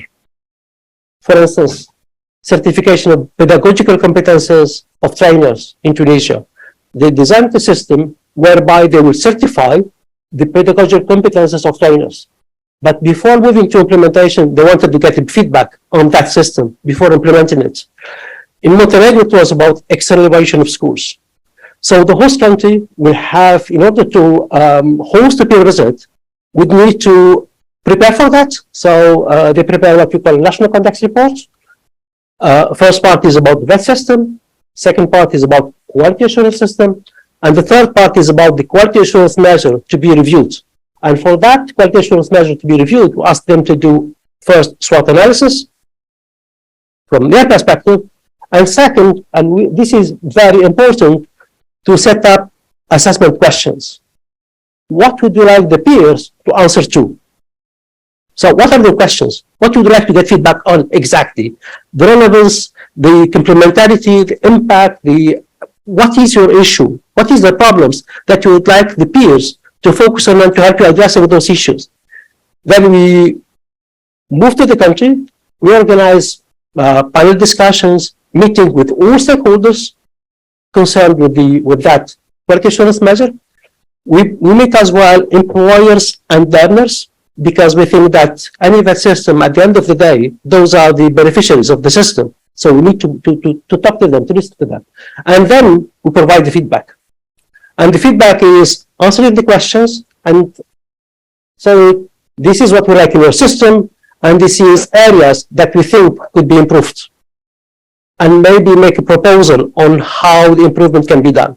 So it's very challenging, actually, to organize the peer visit, but as well very challenging for peers to organize their feedback. And the last activity that we do, it's what I was calling policy advice. So we support countries in their quality assurance system, and currently we have on the table 3 requests from Georgia on the use of ECAVET indicators, on Uzbekistan about aligning their quality assurance system to the ECAVET framework, and from Kazakhstan on reviewing the quality assurance system. So we work with them, either the ETF team, or as well we hire experts from the EU to help us in doing this piece of work. So I think this is it from my side. Thank you very much, and happy to take any question, even in Italian. Grazie Munir, davvero interessante, mi piace sempre quando vedo quella stella che ci descrive un po' in maniera diversa, no? Dagli schemi che siamo abituati a vedere in ambito ECAVET della qualità col ciclo, insomma è sempre così una bella immagine, no? Che ci rimanda a questa interconnessione dei vari aspetti per assicurare la qualità della VET. Il prossimo intervento, se sei d'accordo, c'è una domanda, facciamo ok. Una domanda per te. Since the territorial realities are very different, would it be better, instead of a single quality assurance model, to think of many models that are flexible and adaptable to the different realities? Yeah, sure. I mean, we are working with 39 countries, ranging from Morocco to Tunisia to Palestine to Uzbekistan to Georgia. They have very, very, very different contexts and very different institutional settings. We are not promoting any model. We are saying that there are different tools. One of them is ECAVET, but think of it as a tool, helping you to address your problems. So before jumping on the tool, and this is something that we are seeing in our partner countries, the thinking is that if it is good for Europe, it's good for us. And what we are saying is, if it is good for Europe, it's not necessarily good for you. So think about it, and if it can help you addressing your issues, that's fine. Otherwise, forget about it. So we are not promoting any model at all. Se qualcuno può andare col microfono, c'è un'altra domanda.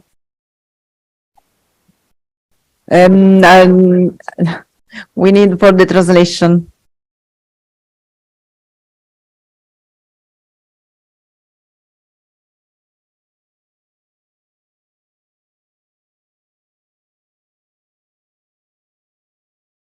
I actually do have a question. As an organization, we do work a lot in the field of the Erasmus Plus Key Action 2 framework capacity building in the field of VET. So we collaborate with many countries. Actually, at the moment, we are working with Armenia, we are working with Argentina, Colombia, and so on. Basically, what could be the role of VET institution in a bottom-up approach? I mean, it's really interesting, the advice you provide as an organization to policymakers in target countries. I would like to ask if there is something that VET institution could do in a bottom-up approach to support this process of quality assurance.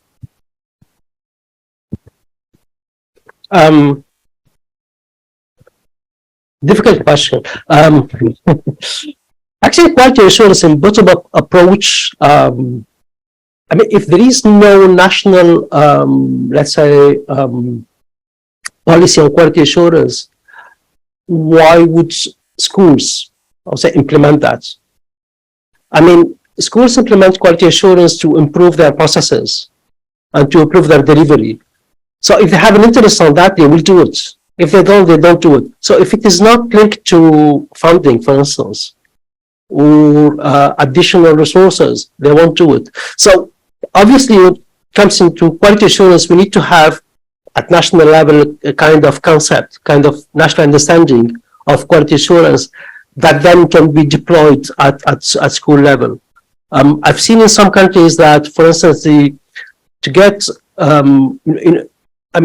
additional funds, it has to be based on your self-assessment. So you do a self-assessment of the school, and then based on that, you identify improvement areas, then you build an action plan to address those areas. So you will not get any additional fund from the government until you have this plan, which is based on self-assessment. So if there is a link between the two, that's okay. Otherwise, I mean, no one will do it. It costs money and effort. Why would you do it if you don't have anything rewarding for it?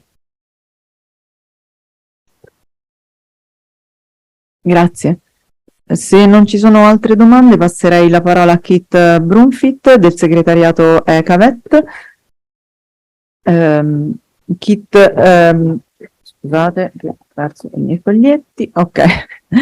Kit è un consulente internazionale nel campo dell'istruzione e della formazione professionale da oltre 15 anni e da quasi 15 anni per conto del segretariato della rete ECAVET segue diverse iniziative sul tema della qualità e oggi ci parla dell'esperienza europea della peer review nella rete ECAVET e dell'uso del framework ECAVET.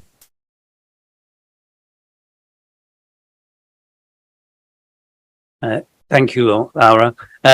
I just have to ask you to remind me of the time, because I know with the last session before coffee, there's a lot of pressure to make sure I finish on time. So I'm going to talk about two things. I'm going to talk a little bit about what the ECAVET framework actually says, because it doesn't always say what you think it says. So it's important to be clear about what it really says. And then I'm secondly going to talk a little bit about the peer review process. As Munir mentioned, peer review has become really quite important in the last 2 or 3 years at a European level, and even within national systems, there's a lot more peer review taking place. So that's the plan. Firstly, something about ECAVET, and then secondly, something about peer review, which hopefully will be useful, as I know the Italian providers are engaged in peer review at a national level. So in terms of what ECAVET really says, and coming back to the question, it does actually look at quality assurance at the system level and the provider level. Though most providers have never heard of ECAVET because they follow the system that is introduced in their own country. So it doesn't matter whether you've heard of ECAVET. It's not really that important. It's just the framework that's agreed at a European level. And again, coming to one of the questions, it's a framework. It's based on subsidiarity. I think I've now been to 20 plus countries to look at quality assurance. They all say they're using ECAVET, but actually they're quite different. And that's because subsidiarity allows every country to take the parts of ECAVET they like, use it, and the bits they don't like or are too difficult, well, just forget it. It's not that important in their country, so they don't use it. So subsidiarity is a feature of ECAVET. It reflects very much what Munir was saying, is there isn't one model for everybody. There's a different model in every country and in every region for those countries that have regional systems. What is common, though, there are 10 indicators. Again, countries are invited to use them. If they don't want to use them, they don't. Sometimes they use a few indicators. Sometimes they have extra indicators because they need extra indicators in their system. But the thing that's important about indicators is they cover inputs, process, and outputs, or outcomes in some countries. The indicators that are really difficult are the outcomes. So essentially, do students get a relevant job at the end of VET training? That's probably more important than knowing the qualifications of the teachers, because that's an input measure. It's an important measure, qualifications of teachers, but priorities are probably around outputs and outcomes. But that's for individual member states to decide. Again, comparison here with what Munir was saying in terms of 5 areas. 5 features of quality. In the ECHAVET framework, what there is are indicative descriptors. They are ways of describing quality. So there are a whole series of descriptions of quality. I think ETF's got it a little more, a simpler approach with just 5 features rather than all the indicative descriptors in the framework. But the idea is the same. We have common ways of describing quality, and we seek to achieve that.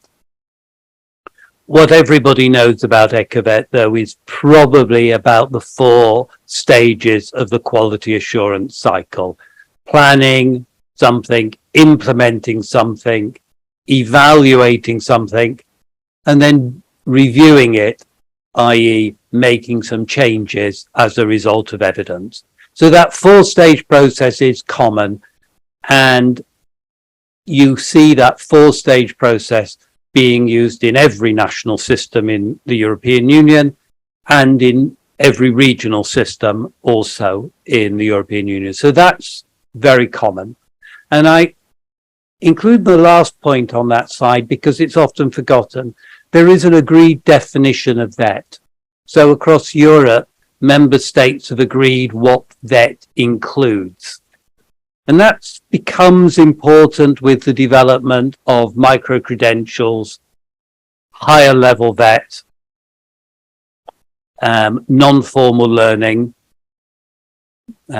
informal learning, accreditation of prior experience. So all these ideas within vocational training are included in the agreed European definition. So that is the agreed definition. Most member states and regional systems find that helps them to decide what's in scope and what's excluded. We've got a new picture of the quality assurance cycle. I've never used this picture before, but the Secretariat was very proud of this new picture. So they asked me to use this exciting new picture. It doesn't say anything new. It says what it's always said, but they've got nice images and to flesh it out to make it look good. But it's the 4-stage process. The thing I always stress with the quality assurance cycle is you can begin wherever you want. You don't have to start with planning. So lots of countries think, oh, we must plan a new thing. Well, maybe. But in most member states, there are well-established quality assurance processes. So often the first stage of the ECHAVET process is about evaluation, looking at what you've already got, then going to the review to make changes. So, and I think this is quite different from the experience that ETF has, because in the European Union, every country's got well-established systems. Hey, they may not work well in some countries or in some areas, but there are systems. So the quality assurance cycle often begins at a different place. There's quite a lot of evidence on the use of the ECHAVET framework. And I've taken this data from the latest report. So all member states give information to the Secretariat on how the framework is being used in their country. As you can read, the national reference points show that quality assurance cycle is used everywhere. All the indicators are used at the system level. Not all of them are used at provider level. And again, that's because at a system level in a country, they often decide this indicator is not relevant for our vet providers, so the vet providers don't do it. And again, coming back to the other question, if you don't have to do it as a vet provider, then a lot of vet providers don't do it because it costs money and it's a lot of work. So that's what the research shows us. Some of the indicators are not as popular as others. So the ones that are least popular are indicators about outcomes, because outcomes are often outside the control of an individual vet provider. As we all know, with the financial crisis from 2008, 2009, 2010, 2011, 2012 in some countries, didn't matter how well you trained students, they didn't get jobs. So the outcomes were poor, and that was nothing to do with the quality of vets. It's because the economy was poor. So outcome measures are not always very popular, but they are quite important. I'd also, the final thing I'd say on that particular slide, ECHAVET can be used wherever you want in terms of initial vet, continuing vet, non-formal vet, formal vet, higher vet, online and digital vet, blended learning. It can be used everywhere. But the evidence suggests that most countries are more comfortable or confident using ECHAVET with initial vet. But there are many examples where it is used for continuing vet, non-formal vet, etc. So it is spreading as an idea as individual member states and regions broaden their use of ECHAVET to cover more types of vet. But it's certainly everywhere with initial vet. Okay. I'm going to move a little bit onto a European dimension in terms of how what's happening with the national reference points and how they're working collaboratively across Europe. And then I'll go into detail about the peer review process. So, as you know, there is a European network. I'm from the Secretariat that supports that network. It's voluntary. Member states have a national reference point. Obviously, it's in Inapp in Italy, and colleagues are invited to work collaboratively. There have been loads of expert groups in the last 12 years looking at very technical issues to do with quality assurance, and they published lots of reports. Not all of those reports are still available because they've become out of date, and there's probably a need for some other topics to be considered in terms of quality assurance at a European level. I think I've probably edited about 300 case studies of good practice in ECHAVET over the years. But again, some of those are now out of date, so they're no longer available. But there are examples of good practice on the website. We have an annual meeting of the network members. The last one was in Sweden about a month, 6 weeks ago. And the last 2 points on that slide, we used to do peer learning activities. We'd go to a country and we'd look at a country's practice and we'd talk about that practice. Things changed in the last couple of years and we've moved to peer reviews. And a peer review is a slightly different process because as Munir says, we have a very formal structure for a peer review, which begins with the host country identifying an issue, a challenge, a problem, and inviting outsiders from other systems to reflect and comment on that issue. So I'll talk a little bit about how that's worked in the last 2 years and then talk a bit about future plans. So lots of keywords. It's voluntary, really is voluntary. I know you get funding as the national reference points from the European Commission, but hey, if you don't want to do it, you wouldn't have asked for the funding. Okay. So you know how these things are voluntary in a European context. Well, you've asked for funding, so hey, you've got the funding, you've got to do something. So, but it's mutual learning, which means the people who come to look at your system are also experts in their system. Okay, so if you've got a problem or an issue related to something really technical, and there's been some very technical peer reviews, the people who visit your country will be experts in that topic. So you get the advantage or the benefit of their expertise. And I'm not the most diplomatic at times, but sometimes the host countries have a real problem they want to address. And sometimes countries have a pretend problem. It's not really a problem. We just like to hear what you think about our system. But sometimes it's a real problem.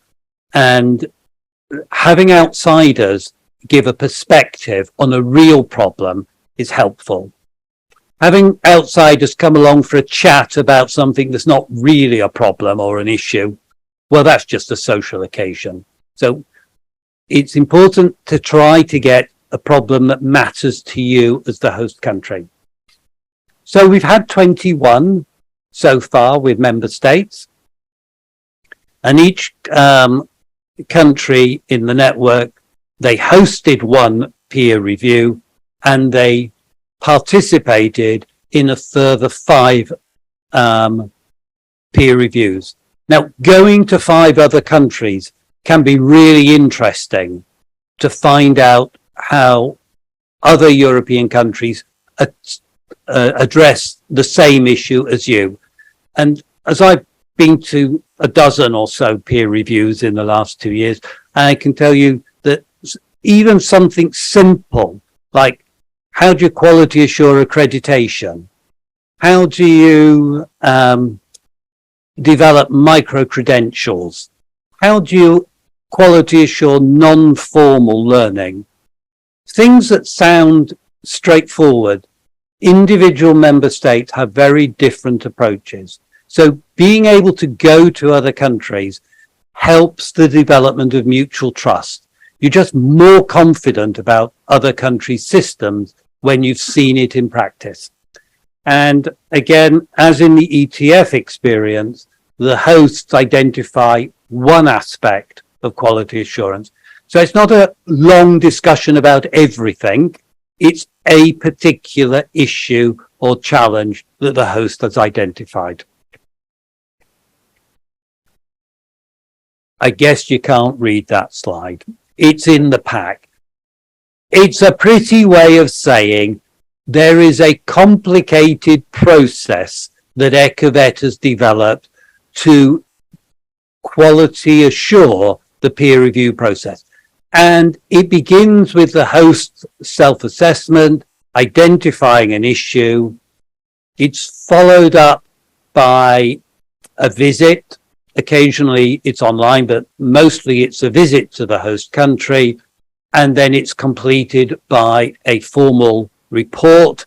The formal report includes recommendations. What you do about the recommendations is the decision of the host, but it includes recommendations. But also, as in the ETF experience, it also includes a recognition of things that are successful and are going well.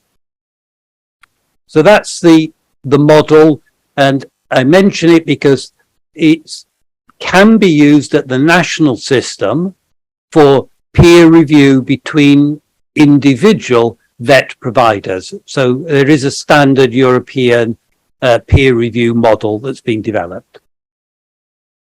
Okay. So I'll say 2 slides to go. I'll say a few things on what's been good about the peer review process so far. Member states have used peer review to look at existing policies. So, as an example, how do you connect continuing vet with initial vet, with a common quality assurance policy? So looking at that and seeing what works in practice, a review of existing policy. And then it's also been used to look at new policies. So one country, we went to look at graduate tracking. How do you quality assure the graduate tracking system for vet? So a new policy development. It's all about mutual trust. And here are, again, not being the most diplomatic, working in another country's system, you do need to be able to respect that things are different. Things that you do at home are not done in the same way in another country. So you have to work on diplomacy skills rather than just saying, oh, well, that's no good, is it? Because that doesn't help. So the mutual trust is quite important. It improves transparency of systems. We've tried to have a flexible approach to meet the needs of the hosts. And the peer reviewers, the people who do the visits, the evidence is the people who do the reviews gain hugely in terms of understanding quality assurance processes. So what makes peer reviews work? First thing, you've got to pick the right people. You need experts. You need a focus from the hosts on one topic, not 100 topics. There is an initial self-assessment. And again, I'll be obvious. Sometimes a self-assessment is self-congratulations, saying, aren't I wonderful? Self-assessment that just says, I'm wonderful, doesn't really help. You need to be quite honest, and the honesty often comes from engaging with learners and with stakeholders in the production of the self-assessment. So self-assessment, as far as possible, should be honest and true, not just a I'm wonderful statement. What also makes peer review work is the opportunity for the peer reviewers to discuss things with vet providers. So I think every peer review I've undertaken in the last 2 years has included vet providers. I think we had 3 or 4 vet providers from Italy when we did the peer review in Rome as part of this process. The providers are wonderfully honest. They always say what's really happening, and it gives the peer reviewers a great opportunity to understand the reality. And then finally, I would say that once the peer review is over, there's a report, and the report is sent to the host, and the host makes the decision what to do with the report. 1 or 2 countries have asked for the report to be public, to go in the public domain for everybody to see it. But most countries like to keep it confidential and work on the report. And that's particularly the case if there is a peer review looking at a new policy area, because sometimes those policy areas have not been agreed by the minister, and the national reference points wants an external perspective before taking something to a minister. So it's by nature confidential. And my final slide and some final thoughts on the peer review process we've completed in the last 2 years. We notice that the peer review at a system level that Ecovet uses is being used at the provider level, and is being used at provider level to get that external perspective using a very similar model. We did an evaluation of how much work is involved in a peer review. Our best guess, the host needs to commit 20 days of work. And well, of course, the Italians were very thorough and very professional when they did it. So, of course, it was more for the Italian colleagues because of the professionalism. However, on average, he says diplomatically, on average, it was about 20, the host said it was about 20 days of work, which is still quite a big commitment. We think for each peer reviewer, so if you're going to participate as a reviewer and going to look at a system, it's going to take you about 5 days. It's the reading, it's the preparatory meetings, often online, as well as the visits. And this next point is probably quite different from doing a national peer review. At an international level, we find that peer reviews last about a day and a half, occasionally 2 days. Any longer, and it's really quite hard work, too much hard work. I think yours are longer than that, Minia, but for in a European context, if you can identify one topic to consider, you can usually complete the peer review in a day and a half or 2 days at the most. In terms of the reviewers, we think you need peer reviewers from 5 other countries. So you have a balance of perspectives, and that just helps the debate if you've got a range of perspectives. If you only have peer reviewers from one other country, then it's not really a peer review. And there's a debate going on as to whether you need peer reviewers from similar countries or very different countries. So if you have a regional structure like Italy, should you have a peer reviewers from similar regional systems, or would it be better to have people from national systems rather than regional systems? So there's quite a debate going on who should be the reviewers. And then finally, to finish, there was another bidding round, as was mentioned earlier, and amazingly, lots and lots and lots of member states have bid for funding from the Commission and seem to want to do another round of peer reviews. So there'll be another load of them starting in 2024. Okay. Thank you, Laura. I hope I kept to time-ish, and happy to take any questions, of course. Thank you. More or less. Grazie Kit. La domanda dal pubblico immagino è: dov'è il coffee break? Mentre credo che ci siano in realtà delle domande dalla chat. Esatto. Allora, ringraziamenti ai relatori. Mi sentite? Sì. Ringraziamenti ai relatori per gli spunti molto interessanti, e quindi prima di tutto questo, poi apprezzamento per la nuova immagine del circolo della qualità di ECAVET, soprattutto per la parte della review, che considerano sia molto più significativa. Poi un altro ringraziamento per aver detto che i providers sono magnificamente onesti, quindi apprezzamento per questo. E poi una domanda per Kit: negli anni attraverso ECAVET sono state organizzate peer review sia a livello di sistema che a livello di provider, se il segretariato ha trovato punti di contatto tra le due esperienze che vuole socializzare.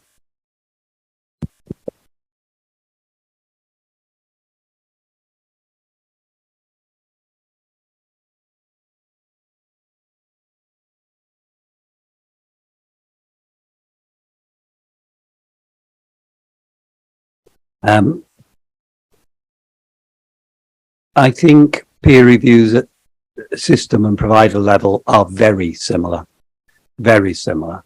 They both have the same model. They're both based on self-reflection and an external perspective and a written report. They're also both, I have to say, non-threatening. They're advisory. So the similarities are very strong. What is different is the focus of the question. The system level ones are usually about ministerial or government policy. So what do we do at a national level about quality assuring non-formal learning? So it's a national policy question. Should we introduce higher vocational qualifications? And if we do, how do we quality assure it? So they're typical system level. Provider level are more likely to be around implementation questions. How are we implementing something in an effective way? Are we using data in an effective way? So I think the similarities are great and significant.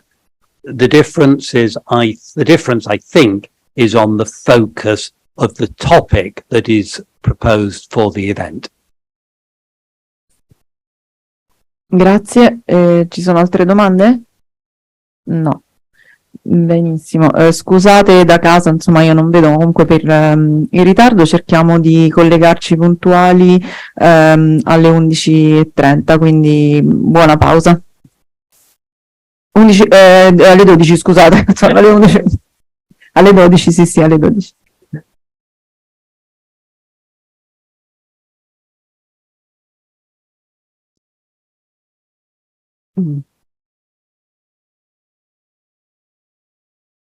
Okay, I would say that now we can move to the second session of the morning. The session is dedicated to the ECAVET National Reference Points, and I'm Concetta Afonso. I'm member of the Italian National Reference Point in Italy. I'm also working in Inapp's research group dedicated to accreditation and quality assurance in training. So I will be the moderator of this session. I will be not so much flexible as Laura in the morning. It means that I will ask all the speakers to in time. So more or less each speaker has 10 minutes for her presentation. And we will start with Laura. Laura is the coordinator of the ECAVET National Reference Point in Italy. She also coordinates the research group accreditation and quality for VET, and she promotes initiatives related to quality in VET and accreditation within several projects founded by the European Social Funds. So the presentation is dedicated to the Italian National Reference Point. So please, Laura, the floor is yours. Grazie. Io per distinguermi in questa sessione in inglese parlerò in italiano. Mi aiuti con le slide appena i colleghi dell'assistenza tecnica? Perfetto, ok. 10 minuti, quindi ne abbiamo preparate 20, ne dirò 2 o 3 e mi concentro sulle prime. Quindi con Kit, attenzione perché anche noi presentiamo oggi in anteprima un'immagine. Il National Reference Point italiano presenta oggi il nuovo logo appunto che ci identificherà per i prossimi anni. Scusate, non sono tecnica, i nostri grafici hanno fatto un lavoro per il quale li ringrazio. Io cercherò di dire al mio meglio il lavoro che ha portato all'identificazione di questa immagine. Il marchio per l'Italia è costituito da 2 elementi, poi lo vedremo dopo, insomma un po' a sorpresa, dal simbolo iconico e dal logotipo ECAVET National Reference Point Italy.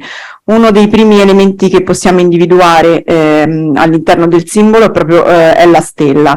La stella è considerata, l'abbiamo scelta perché è considerata un simbolo utilizzato per classificare la qualità in vari ambiti, non solo nella formazione, e poi per creare un rimando diretto al marchio ECAVET, il cui simbolo è appunto una stella. Uno dei simboli in positivo, che poi ripetuti e ruotati danno luogo alla stella al loro interno, è il libro, che è il simbolo per noi un po' cioè per me che sono un po' tradizionalista, il simbolo della formazione degli individui. Ci sono libri di colori diversi che rimandano alla varietà dei saperi, visto che sempre più è necessario formare per profili professionali multidisciplinari. Un altro simbolo presente nel marchio è il segno di spunta, il checkmark, che indica il processo di verifica della qualità nell'istruzione e nella formazione professionale, visto che la raccomandazione VET pone un forte accento sul monitoraggio e sulla valutazione, rimarcando l'attenzione all'assicurazione di qualità, e anche la spunta ci è sembrata di vederla nel marchio ECAVET europeo. E poi il logotipo, che è costituito da 3 elementi. Il primo è la parola ECAVET, che ha lo stesso carattere del marchio europeo, poi viene riportato l'acronimo NRP, National Reference Point, con le iniziali in rilievo, e infine c'è la parola Italy con un font scritto a mano che identifica la nazionalità del National Reference Point e appone una sorta di firma al marchio. Sorpresa? Eccolo qua. Applauso? Grazie. Da casa spero anche applausi e commenti entusiasti, insomma ci teniamo. Ora rapidamente qualche slide veramente sintetica, poi le trovate disponibili sul sito insieme alle slide di tutti i relatori della giornata. Che cosa abbiamo fatto in questi 3 anni di progetto, che è iniziato nel 2021 e terminerà il 31 agosto di quest'anno. Per quanto riguarda le attività riferite alla comunicazione, alla disseminazione, che come anche ricordava stamattina il Ministero del Lavoro, è comunque un'attività importante per creare la cultura della qualità, fanno riferimento a 3 tipologie di attività. Peer learning activity, che stiamo sostituendo, per carità, diciamo, fino a 2 anni fa, organizzate dalla rete ECAVET, ma anche diciamo da altri enti, le peer review di sistema e gli annual meeting della rete ECAVET, che sono comunque momenti per noi di scambio e di apprendimento, di mutuo apprendimento. Scusate che dico in italiano, ma dentro la testa mi scorrono le parole in inglese, quindi faccio un po' di... ci metto quel secondo in più che Concetta non mi perdonerà. Per quanto riguarda gli eventi, ecco, con grande piacere posso dire che quando abbiamo presentato il progetto e abbiamo scritto, io ero un po' nuova, diciamo, in questo ambito, per cui abbiamo scritto 29 eventi, stavamo uscendo dal Covid, era il 2021, e 29 eventi sicuramente online, in presenza, mi spaventavano molto, però abbiamo centrato e superato l'obiettivo, per cui chiudiamo il progetto con 38 eventi al quale il nostro National Reference Point ha partecipato, ovviamente online, ma molti sono stati negli ultimi mesi in presenza. Eventi come workshop, sessioni formative, seminari, conferenze, forum e fiere, e questo quindi ci permette davvero di contribuire a diffondere la cultura della qualità.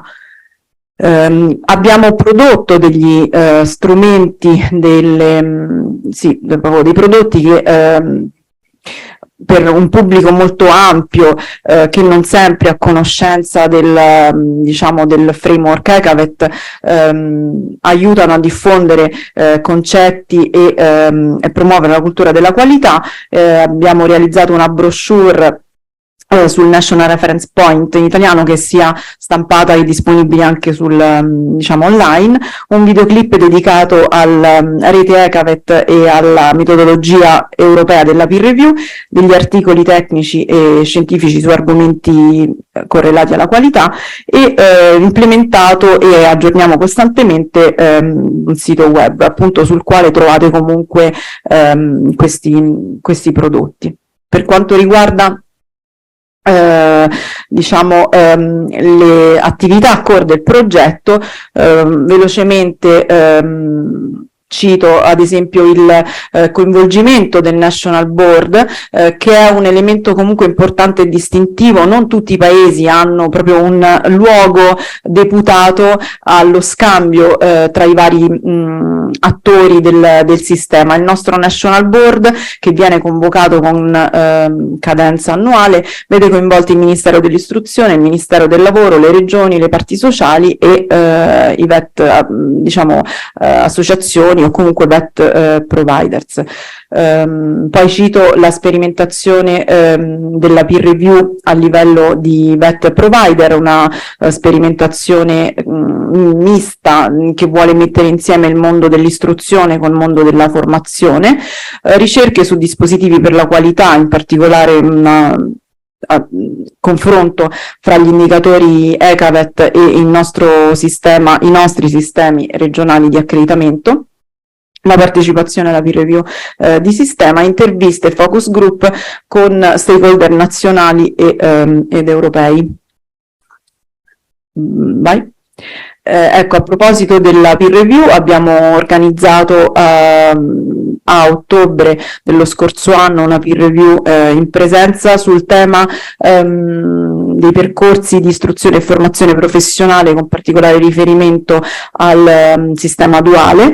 Questa peer review, che come ha detto Kit ci ha visto lavorare più di 20 giornate, comunque è stata un'esperienza davvero molto importante per noi come ospiti, e volevo citare, mi dicevano i colleghi, che alcuni national reference point, se non sbaglio Costantino dalla Grecia scriveva prima in chat mentre c'era l'intervento di Kit, che è stato molto utile per noi paesi l'esperienza della peer review, sia come ospiti che come poi pari coinvolti nella valutazione di altri sistemi. Mi ricollego a questo e concordo pienamente con il collega. Questa peer review è durata 2 giorni, ha visto coinvolti appunto i membri del board che ho citato prima, ha prodotto un feedback report che è stato condiviso sempre con il board e ci ha fornito importanti spunti di riflessione e suggestioni per il futuro. Abbiamo partecipato, noi molto felici appunto dell'iniziativa europea, quindi il progetto prevedeva 5, abbiamo partecipato a 6 peer review in altri paesi. Nelle slide poi troverete i temi e i paesi, diciamo, ai quali abbiamo partecipato. Rapidamente scorriamo e appunto il 31 agosto termina questo progetto e abbiamo partecipato al bando, alla call per proseguire le nostre attività, e quindi abbiamo saputo pochi giorni fa che la Commissione europea ha approvato il nostro progetto e ripartiamo il 1° settembre in continuità per i prossimi 3 anni. Questa slide appunto fa vedere questo e termino con le ultime 2, in continuità col progetto che stiamo concludendo. La struttura è la stessa, per cui riprendendo il ciclo della qualità propria di ECAVET, abbiamo una work package action, insomma project management, comunicazione e disseminazione, e poi le attività strategiche, proprio il core. Chiaramente nell'attuazione del nostro progetto seguiamo questo ciclo il ciclo della qualità, per cui rivediamo al nostro interno continuamente lo svolgimento per migliorare l'attuazione delle nostre linee strategiche. Che cosa poi avremo occasioni nazionali per spiegare meglio che cosa faremo. Comunque, quali sono le principali attività del National Reference Point per i prossimi anni: l'elaborazione di un manuale, l'aggiornamento, perché già esiste un manuale per la peer review a livello di VET provider, una linea di ricerca sulla qualità nella formazione continua, proprio perché anche in Italia il framework è più utilizzato e attuato per l'Initial VET, l'analisi di metodologie e prassi di raccolta dati per l'assicurazione di qualità e studi sull'adattamento del framework VET ECAVET proprio alla formazione superiore. sono stata nei tempi, anche abbiamo anticipato. Okay, that's it. Laura, well done. Okay, this is quality. So thank you so much, and we will collect questions, and we will forward them at the end of this session. Okay, so we will move to the next speaker, to Lubica Gallova. Lubica is Deputy Director for Lifelong Learning at the State Vocational Education Institute in Slovakia, active in the field of education and international cooperation. She is a member of the European Commission's Advisory Group on the European Qualifications Framework and Europass, and the OECD Working Group on Vocational Training. In 2020, she coordinated the preparation of the Strategy for Lifelong Learning and Counseling 2021-2030, and currently she has been designing the national project on introducing quality management system in VET. Lubica will introduce a presentation about ECAVET Slovakia, from quality awareness to quality assurance. The floor is yours.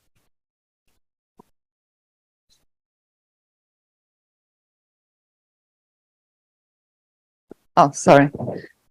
Thank you for the introduction, and also for the invitation for your conference.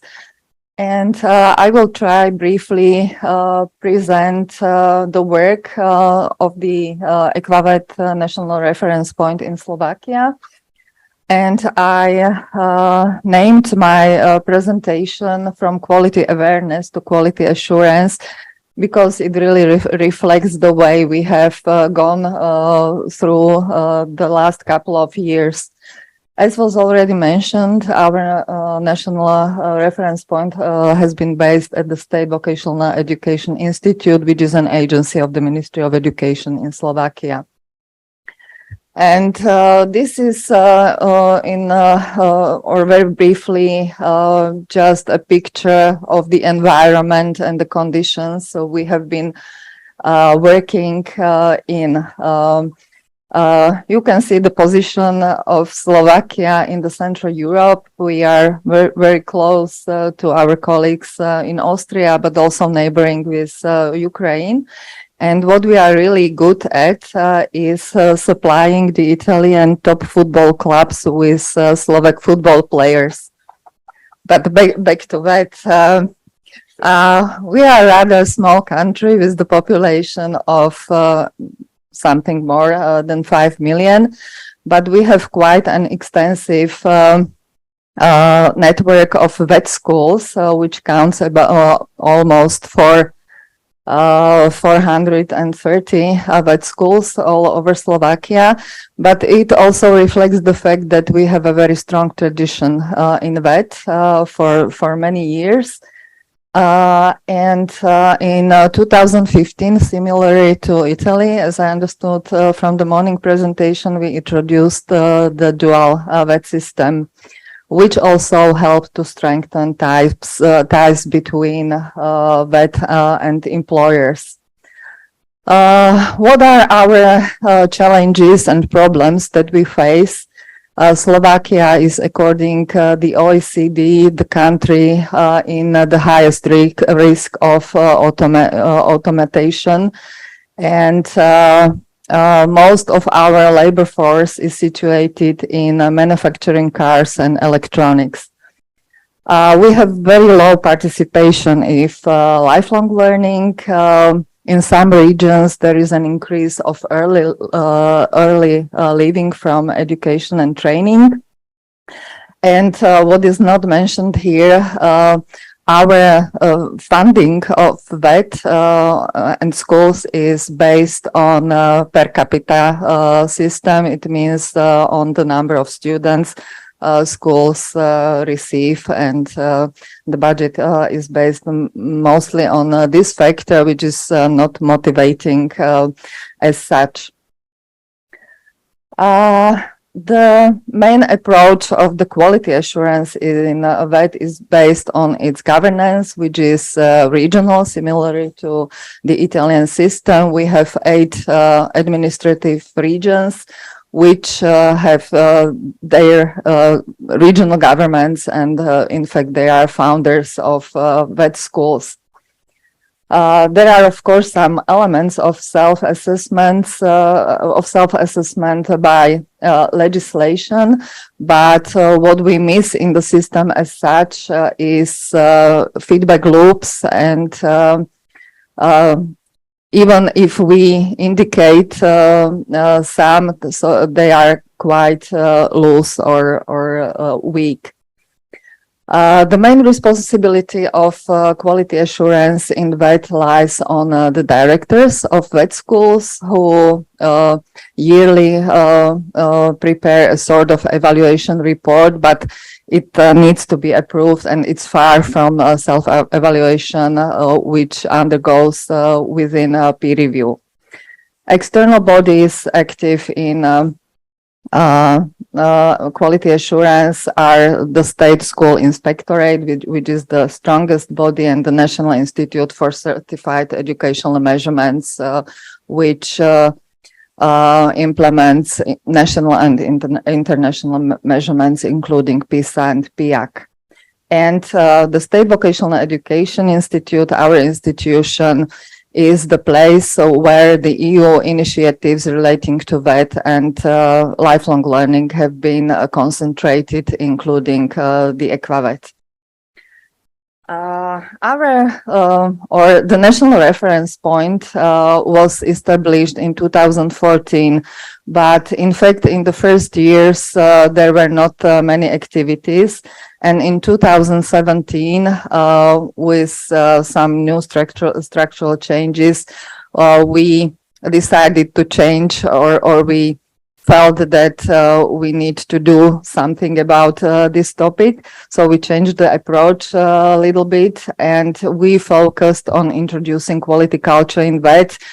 And in these initial years, 2016-17, we came to touch with peer reviews. And I would like to mention that it was thanks to our Italian colleagues who introduced us into this topic. And we started to bring providers to these issues, explaining and understanding quality cycle, and so on. And we also, additionally to this work under EquaVet, we decided to use all available sources and resources to bring people closer to quality assurance tools, methods, and the topic as such. And we have been also actively using, for example, Erasmus Plus mobility projects.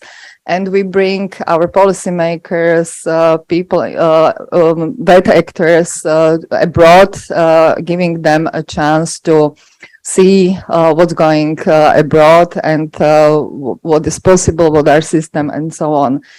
And in fact, recently we have been an accredited institution under Erasmus Plus mobility. So it was happening until 2020. And I would say that since that period, we have been in the second phase, that we really bring quality assurance at different stages of or levels of the vet system in Slovakia. Because we managed to support introduction of peer review in one of the region, which made 43 their vet schools, which are all schools of these regions, involved in using peer review methodology. And we experience with our colleagues that we have at the moment also schools which voluntarily apply for having the peer review method, which is quite a positive result for us. We refined the peer review methodology and established a dedicated webpage on quality assurance, which is indicated on the slide. And we also introduced the prize for quality and the month, which is dedicated to quality issues, which is really very intensive promotion of quality assurance. Quite recently, under another Erasmus Plus project, we established the National Network for Quality, and we, as the system peer review was mentioned, our first system peer review was focused on the validation system, which was quite recently established in Slovakia, and which is even more important that it was one of the steps that indicated our further steps. So for the future,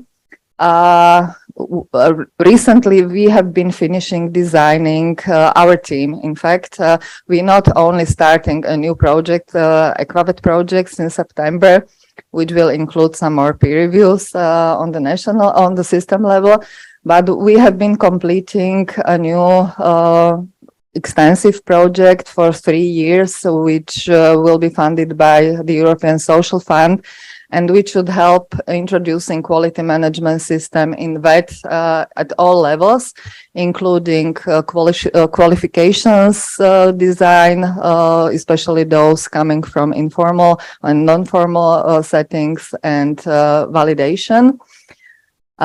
We want to systemize the peer review on the national level to make it a part of the system. We shall focus on graduate tracking, especially on the provider level, and the collection of data to inform the national policies. And we also will build learning opportunities in quality assurance for our vet providers and other actors. And that's all on my part. Thank you for your attention. 10 minutes.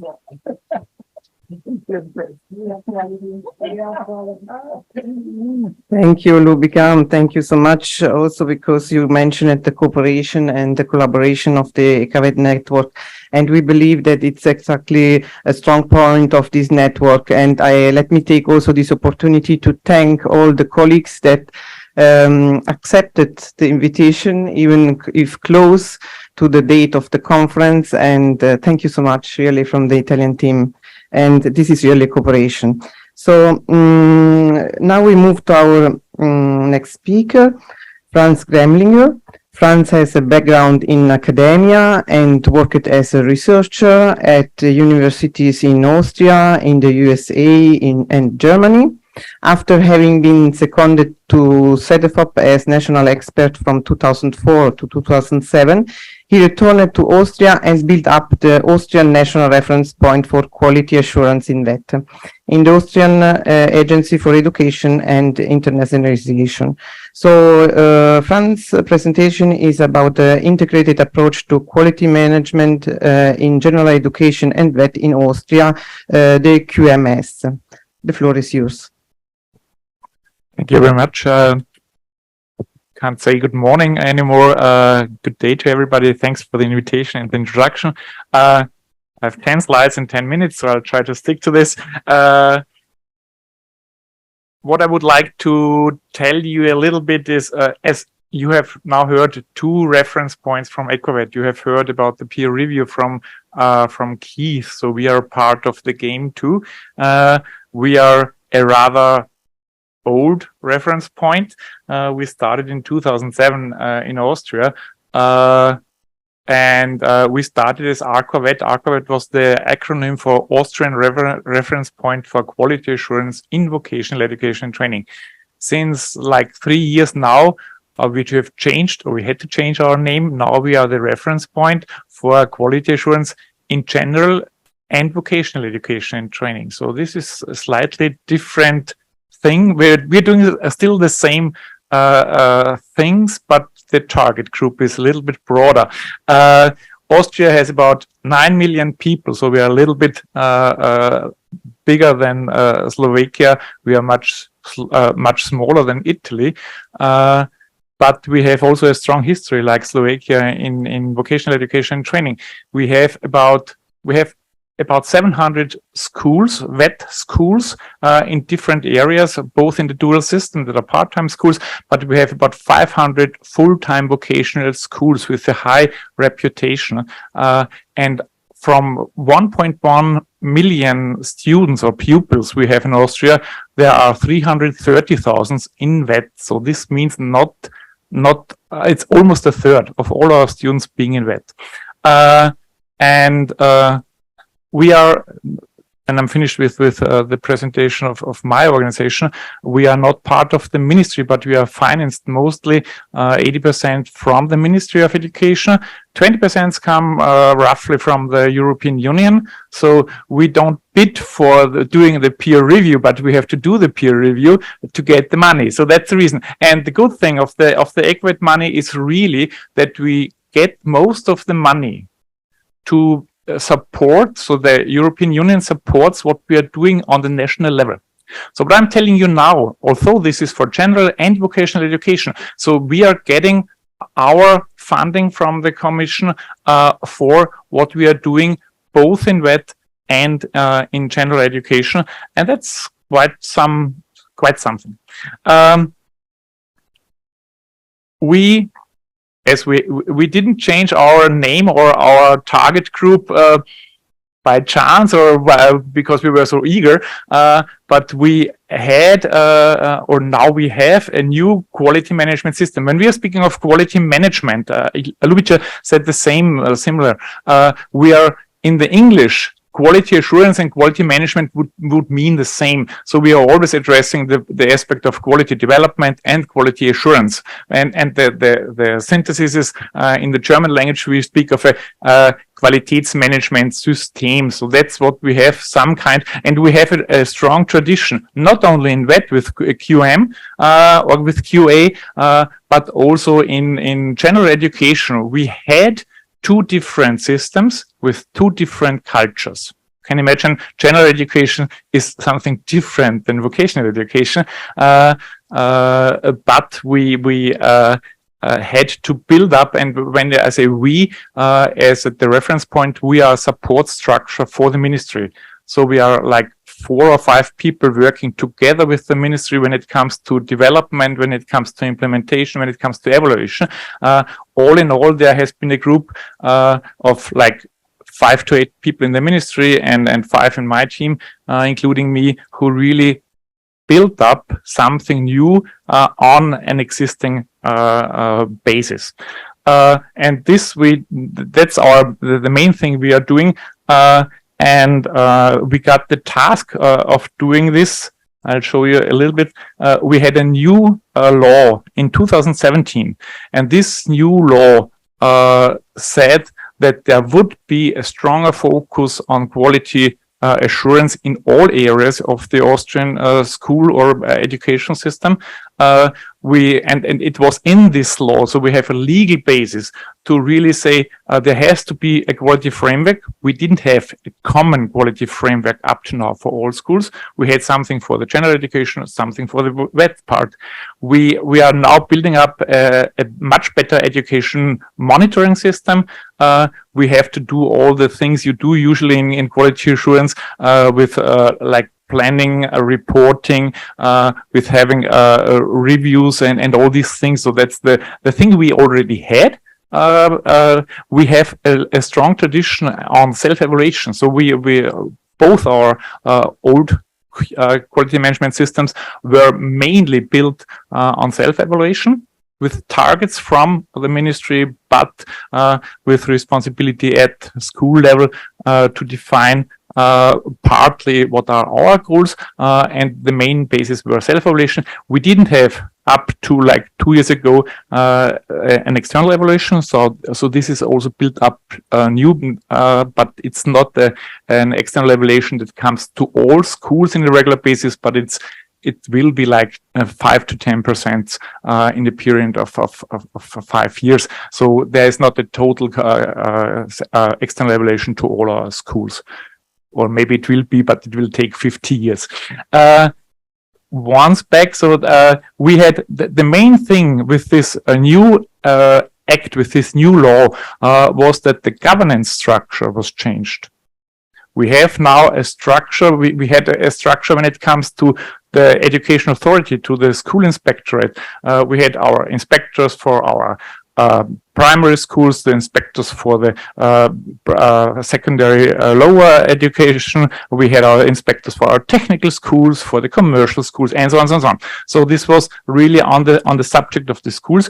And now we have regional teams. So this we have 9 counties, 9 Bundesländer in Austria, and now we have 31 education regions, areas, and in these regions there are teams of they are not any longer called inspectors, but now they are the school quality managers.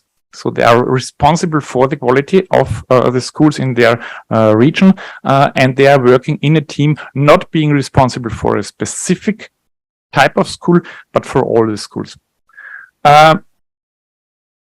Only the right side. So that's what we had built. You see, we started with our quality management system in 2004. So when we changed in 2021, so there was a history of 17 years. So that's quite something. And even in the general education, there was knowledge. They did something. But as I said, 2 different cultures with 2 different approaches. So that was the main challenge, to build something new that's based on the old systems, and not to have losers. So both systems, and we are speaking of 5,000 schools in general education, 700 schools in vocational education, and now all these have to have something that is fitting for all of them, and there shouldn't be anyone who had the feeling, okay, we have to take something from the other part. We had a strong focus. You always say quality. It's for the learners. It's for the teaching and learning processes. That's the reason why we do the whole thing. And we really have stressed, because we really built it on an empty sheet of paper when we started to build our new quality management system. We had a strong focus intentionally on the role of the teachers and also of teams of teachers in the new quality management system. So the strong stressing for the quality of a school. It's not only the headmaster, and we have some kind of quality managers in the schools, but the responsibility is with all of them. Each teacher is responsible for the quality not only of his lessons, of his teaching, but he or she is responsible for the quality of the school, the outcome of the students. And we really stress this. And we have a stronger focus from the ministry on data, on evidence-based information, so that we really we now have a lot of data that come into the evaluation of the goals the schools have to put. So the database is getting much better, and the use of the data and the use of the evaluation to make progress, to make development, that's really stressed. The quality framework that's new, it took us almost 3 years to build a quality framework that fits for all. We brought it into the system in January 21. So now, after 2.5 years, we can say, okay, this works quite well. All quality frameworks look very similar. So it's as ECOED, it's a framework, but it fits, and we do everything in quality management to refer to the 5 dimensions. The learning and teaching, the dimension number 3, for sure, that's the most important, and it's almost 50% of the criteria herein, but the rest is also important. That's the model. I only stress what we have in the columns and in the lines, because in the columns there are the actors in our quality management. So we have the school level. That's the headmaster and the quality managers. We have the teams, and we have the single teacher. And in the lines you have, we started with, so what we stand for here are objectives and values for all these 3 groups. Then how we work, that's projects and processes. So on the first 2 lines, or 3 lines when you take projects and processes, there are our instruments. And on the last line, there are results. So here we have the data. Here we have the outcome. and that's the timeline. So we started with in 2018 after the passing of the bill of the law. So we are now here it says June 2023. We are already in July. We are almost finished with the implementation. So we have one more thing we bring into the system. It's a quality handbook, a manual, but then we are finished with the development. We are almost finished with the implementation. We are not so unhappy. This was also the topic of our peer review, by the way. And it was not a burning problem, but we really wanted to have feedback. And it was also worth the effort. So it was a learning, I think, on both parts. We have a rather big web page with only few information in English, and that's it.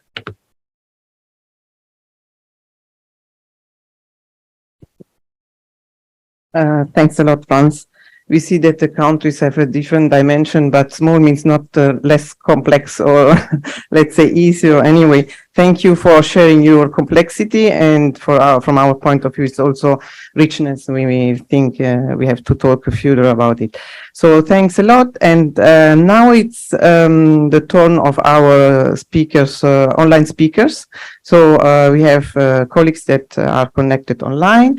We are moving to Antonios Claros' presentation. Antonios is the director of the Communication and Development Division of the National Organization of the Certification and Qualifications and Vocational Guidance in Greece. He is the coordinator of the ECAVET National Reference Point. He has been also appointed as the vice president of the advisory committee for the development of the national qualifications frameworks of Greece. He's member of National Workforce Skills Council of the Ministry of Labor, and his presentation is about the quality assurance methodology for IVET study programs. Antonios, the floor is yours. Thank you, Concetta. Thank you very much. Thank you for the invitation for this conference. Actually, I would like to be there with you in beautiful Rome. I was in Rome in last autumn, if you remember, as ECAVET peer reviewer for Inapp, but okay, I can do the presentation from Athens. What I would like to present you is the quality assurance methodology for IVET study program we have developed in the framework of our ECAVET Erasmus Plus project. Some few words about the EOPEP. EOPEP is the national organization for the certification of qualifications and vocational guidance. Excuse me. It's a long title, so in short, I will call it EOPEP. We operate under the supervision of the Ministry of Education. Our mission is to link trade with labour market needs, to upgrade citizens' educational qualifications, to reinforce employment perspectives, and to strengthen the social cohesion. How we do this? We have our strands of activity, which is our main strand of activity is the certification of qualifications. It is also noted in our title. We also license lifelong learning providers, and we support vocational guidance and counseling in Greece. EOPEP, a part of this, hosts a number of European networks. So we are the national contact point of NCP for E2F. We are the Europe National Center.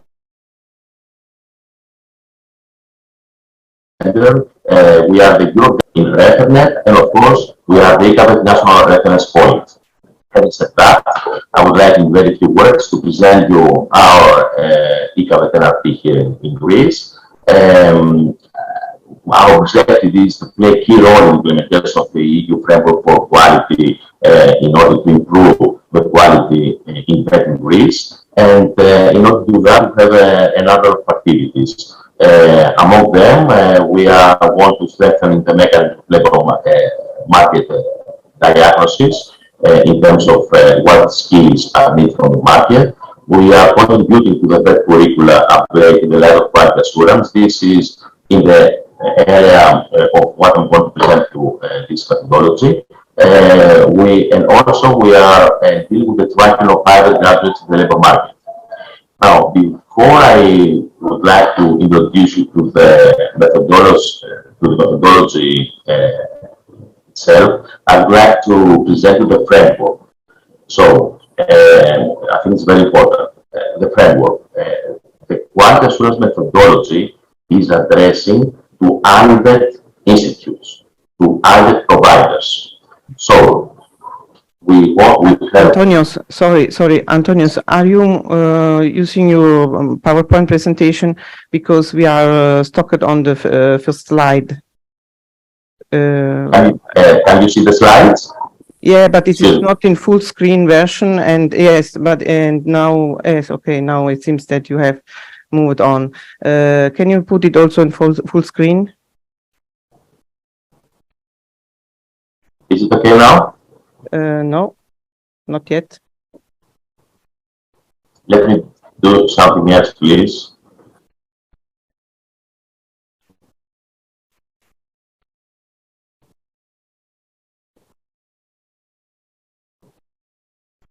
Nothing's better. Yes, now it's okay. Now okay. I'm the timekeeper, Antonio. So please be go very close to your presentation. You're very tough. I know, and I will be on time. So IVET providers belong to upper post-secondary VET in level 5 of our E2F, HPF and E2F. The supervision lies with the Secretariat for VET in Ministry of Education, and EOPET is responsible for organizing, implementing the national certification examinations of undergraduates and delivering the qualifications in level 5, but also for accrediting the IVET study programs based on specific requirements. So, about the legal framework, I would like to present you three major and key legal frameworks that they are very much related to the quality assurance methodology. One is the Law 4763 of 2020, which actually reforms the delivery system towards integrated, systematic, comprehensive, and cohesive system. And in the provisions of this law, we can find elements that really are focusing to upgrade and to strengthen the IVET in Greece. So, in terms of this, the IVET is established in terms of formal education, and that leads to permeability between IVET and tertiary education.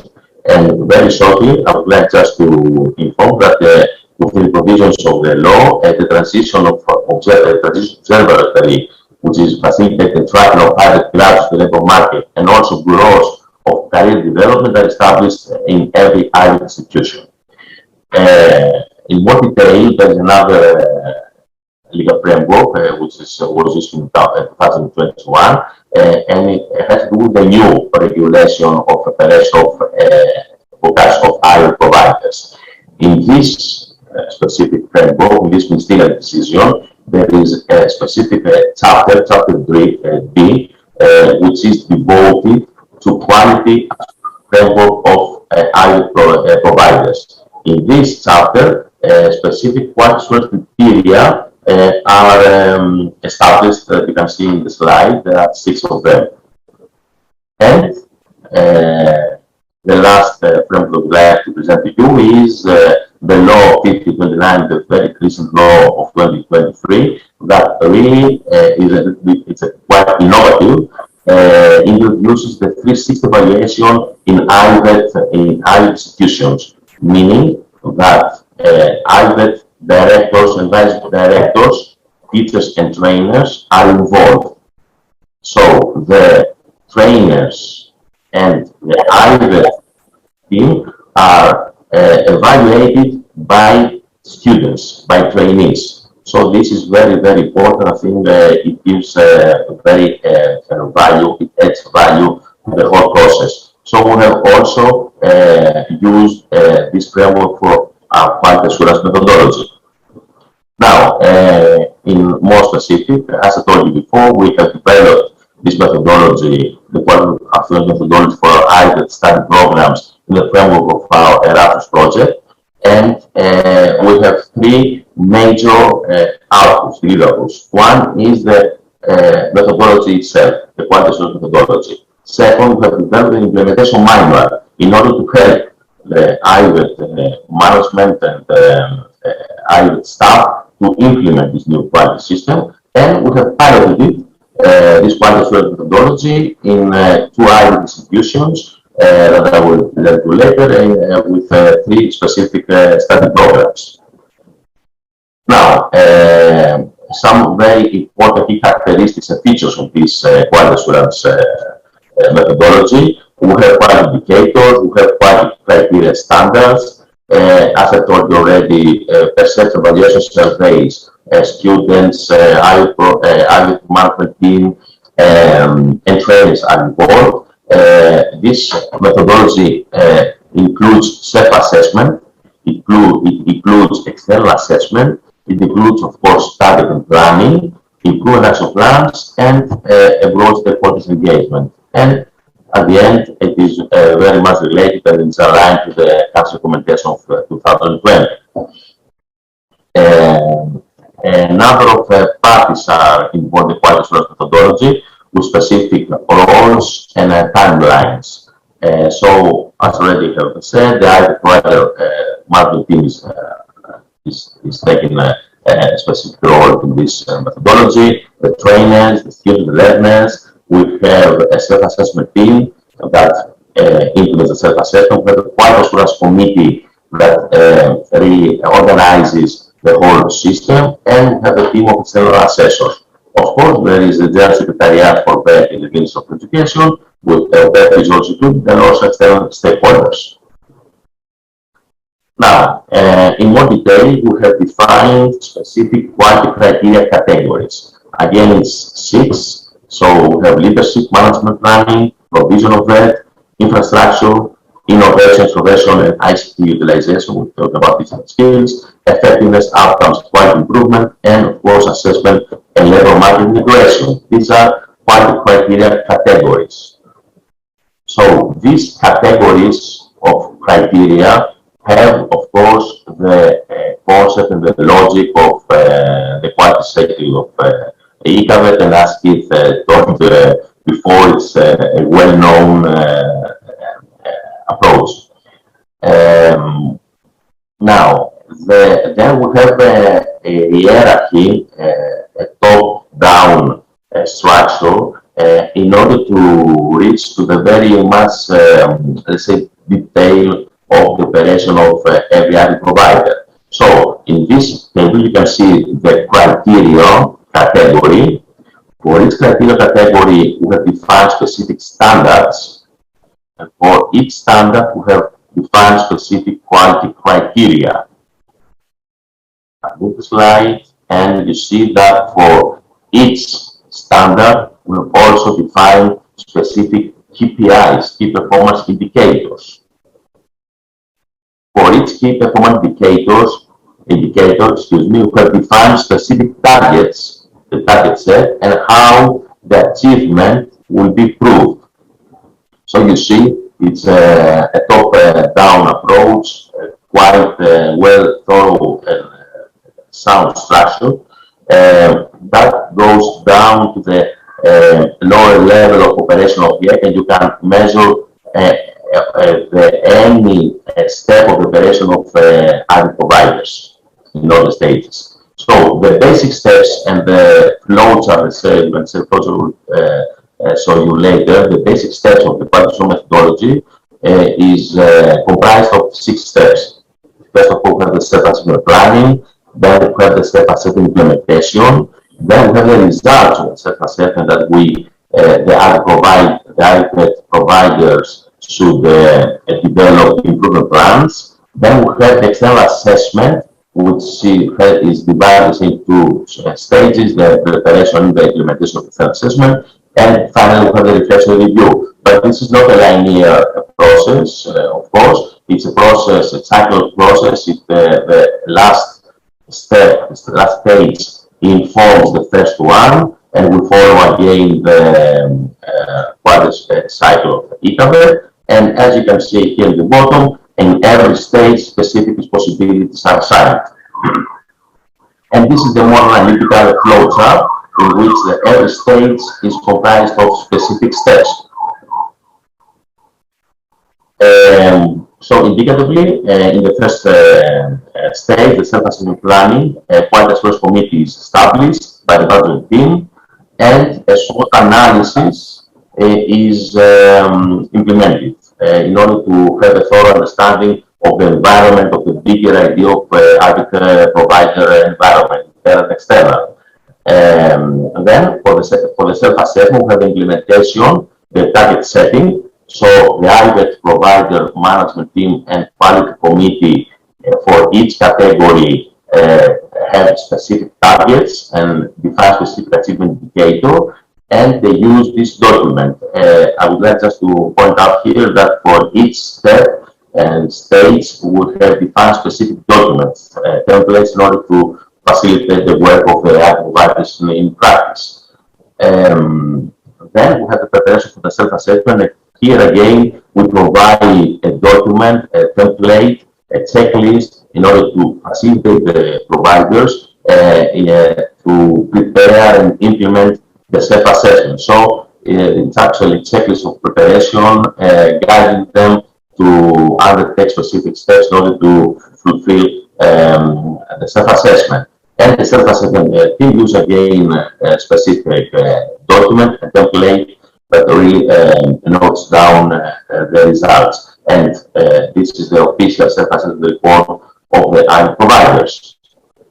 Then, based on the outcomes of the self-assessment, we have the development of the improvement plans. Again, here we have a document, and this document provides for specific elements that should be documented. And again, if you see quite carefully, you will see again that for each of these improvement plans, we follow again the cycle approach plan to set up. Then comes the external assessment preparation. We have the external assessment, we have the preparation and the implementation. The external assessors are selected from specific register of assessors. They are provided with the self-assessment report, and based on this, they make their site visit in the premise of the IVET providers, and they also themselves have a specific document, and they provide the external assessment report to the IVET institution, provider, and team. Based on this, make some best recommendations and is planning for the improvements that need that they are deemed necessary. And here again we have the document of the external assessment report. Antonios, one minute is left. Closing my presentation, I would like just to tell you that, as I already mentioned before, that we have piloted this methodology in 2 public IVET institutions for 3 specific IVET study programs that were selected in our project with a specific study. Okay, that was that. Thank you very much. I would like, I will call you to visit our IVET therapy website. You can find some useful information about our activities and our the IVET sector in Greece. I would like very much for your attention. I would like to very glad to answer to any questions that you may have. Thank you.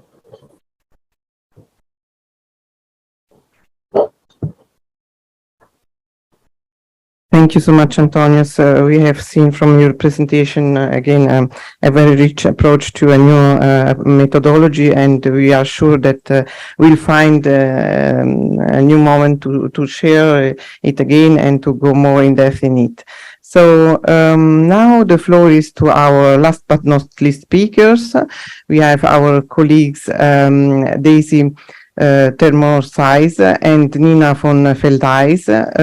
Nina is the is an educational consultant of the ECAVET National Reference Point in the Netherlands.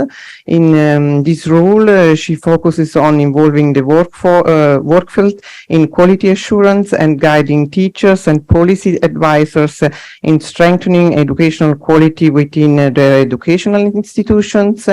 Daisy is the project coordinator of the Dutch ECAVET National Reference Point. Besides project coordination, she focuses on student involvement in quality assurance. So the presentation is about research on involving the labor market in the quality assurance in the Dutch vet. So the floor is yours, Daisy and Nina. Thank you very much, Concetta. And thank you for inviting us. I think we're already a little bit over time, so we'll try to keep it a little bit short, but it's nice to have the opportunity to talk to you a little bit about what we do in the Netherlands for EQUAVET. So today we'll be presenting one of our activities. We'll give a short overview of what EQUAVET in the Netherlands is, and then one example activity, what we found in our research on involving the labor market with quality assurance in Dutch vet. As Concetta already said, I'm here with my colleague Nina. She will take over soon, so you'll see her as well on the screen. But first, shortly, an introduction about the Dutch NRP. The Dutch NRP is vested with TOP since 2009 in the Netherlands, which is an educational consultancy and research foundation.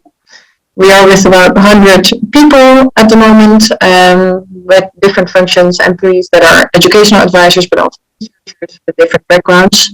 And we mostly work within vet.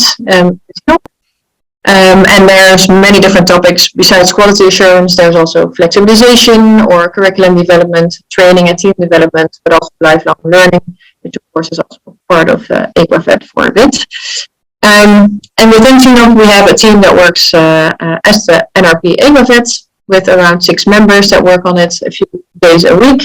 And there's many other colleagues from Inapp that can jump in whenever that's needed for specific topics, which is very nice, of course, to have that organization as a backup there. The context is also good to know, I think, before we delve into one of our example activities. It's good to know that in the Netherlands there's regionalization and flexibilization as 2 trends that are happening right now, meaning that vet providers themselves are actually more in the lead to describe the quality of their education. They set up their own ambitions together with their stakeholders, like the region, students, but also, well, the region, the large part is, of course, the labor market and what is the demand of the labor market in that region. So there's more focus on what is important in that region and how do you connect your own ambitions to your education. And in general, the sector is working on creating a shared understanding of what quality assurance actually is, together with stakeholders again, and working also on a strong learning capacity to learn from each other, to improve quality, and to increasingly involve stakeholders in that process. One of the focus points of today as well on the labor market specifically as a stakeholder in this process. And as EQUAVET, we try to support all these developments that are taking place in the Netherlands. We mostly do that by facilitating sessions for people that work on quality within vet institutions, but also for teachers that, well, also have to do with quality assurance in their own way. We do research, develop some tools that can be used within the schools, and also sharing knowledge, also what we learn from other countries like you and the other presentations here today, what is happening there, what is a nice example for the Netherlands as well to know of. So that's our role there. And some examples of our topics and our activities. For example, like I said, we work a lot within the vet schools themselves, so on the vet provider level, where we really organize sessions with educational teams or quality assurance employees.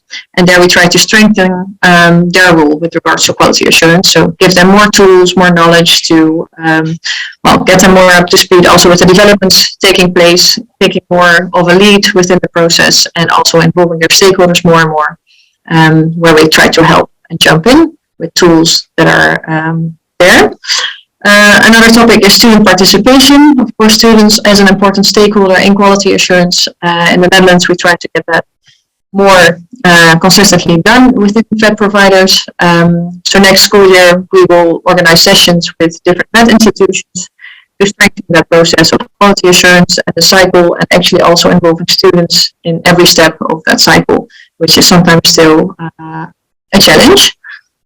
And then some examples for research and innovation. We try to do a yearly analysis of the reports that the inspector makes of vet institutions to find out what do they base their sufficient or insufficient grades on, and what can we learn from that, and what is useful for vet institutions to know, what is important to report on in their self-evaluations and what is less important.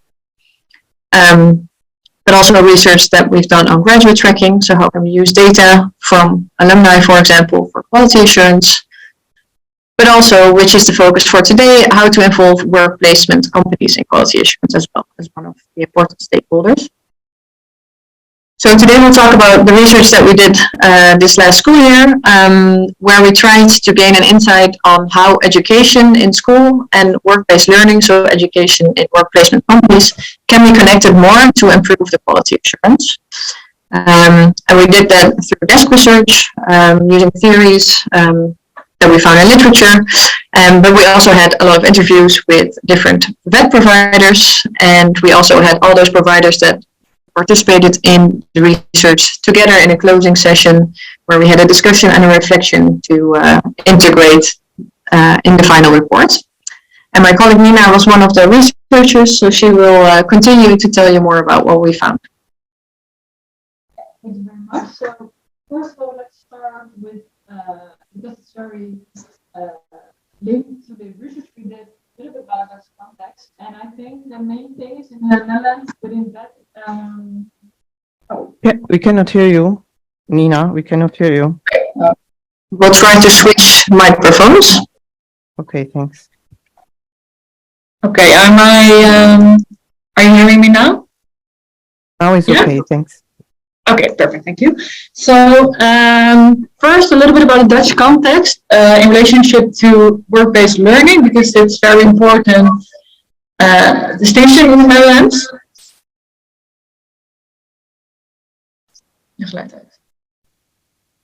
So I'm sorry, technical difficulties here. I think the big distinction is school-based learning and dual learning within the Netherlands. School-based learning is most common, and students are around 4 days a week within school, and 1 day a week they learn within a company. And with dual learning, it's exactly the difference. So 1 day school learning and 4 or 5 days work learning. And when we have talk about quality assurance, we normally focus on school, the thing that's happened in school, because that's most controlled. But in this research, we really wanted to know how can schools monitor the quality of the education that's happening within the company. So the blue part in this picture. And we will share 3 highlights of the results with you. It's good to go to the next slide. So first of all, one of our main finds was that it requires a lot of time and investment to involve work-based learning in quality assurance. And the only way that is really working is when the school and the workplace feel as it is a shared responsibility.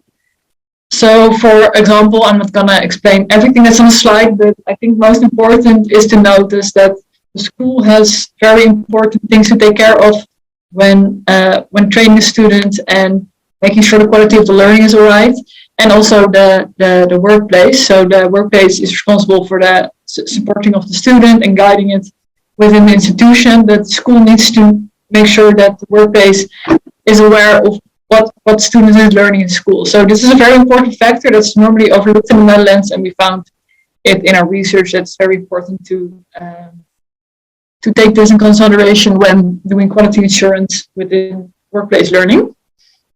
Then the second result, a very nice picture as well. I think in summary, both vet providers and companies have different systems, and these systems normally don't really overlap, and this is very challenging when wanting to make sure that quality within the education and within the learning of the student is right. And we distinguish 2 different levels, an operational level and more culture-wise, a way of thinking. And in most cases, these two don't overlap. So for the students, it's very hard to give the acquired skills and knowledge within the workplace because it's so different from the school environment. So it's very important that schools and workplaces are together looking into the curriculum and discussing what kind of knowledge the students should have and what kind of skills. And also which digital systems they both use. So the student does not have to change all the time. And then the last one is we found that quality within the Dutch system, so as we organized it, is most and very, very, very dependent on the people that fulfill the guiding roles in the environment of the students. So in the school, you normally have like a person who carries out the learning from the student, and so the same in the workplace. These two people need to be in connection with each other and need to together make sure that the student can learn and connects the learning from the school to the workplace and vice versa.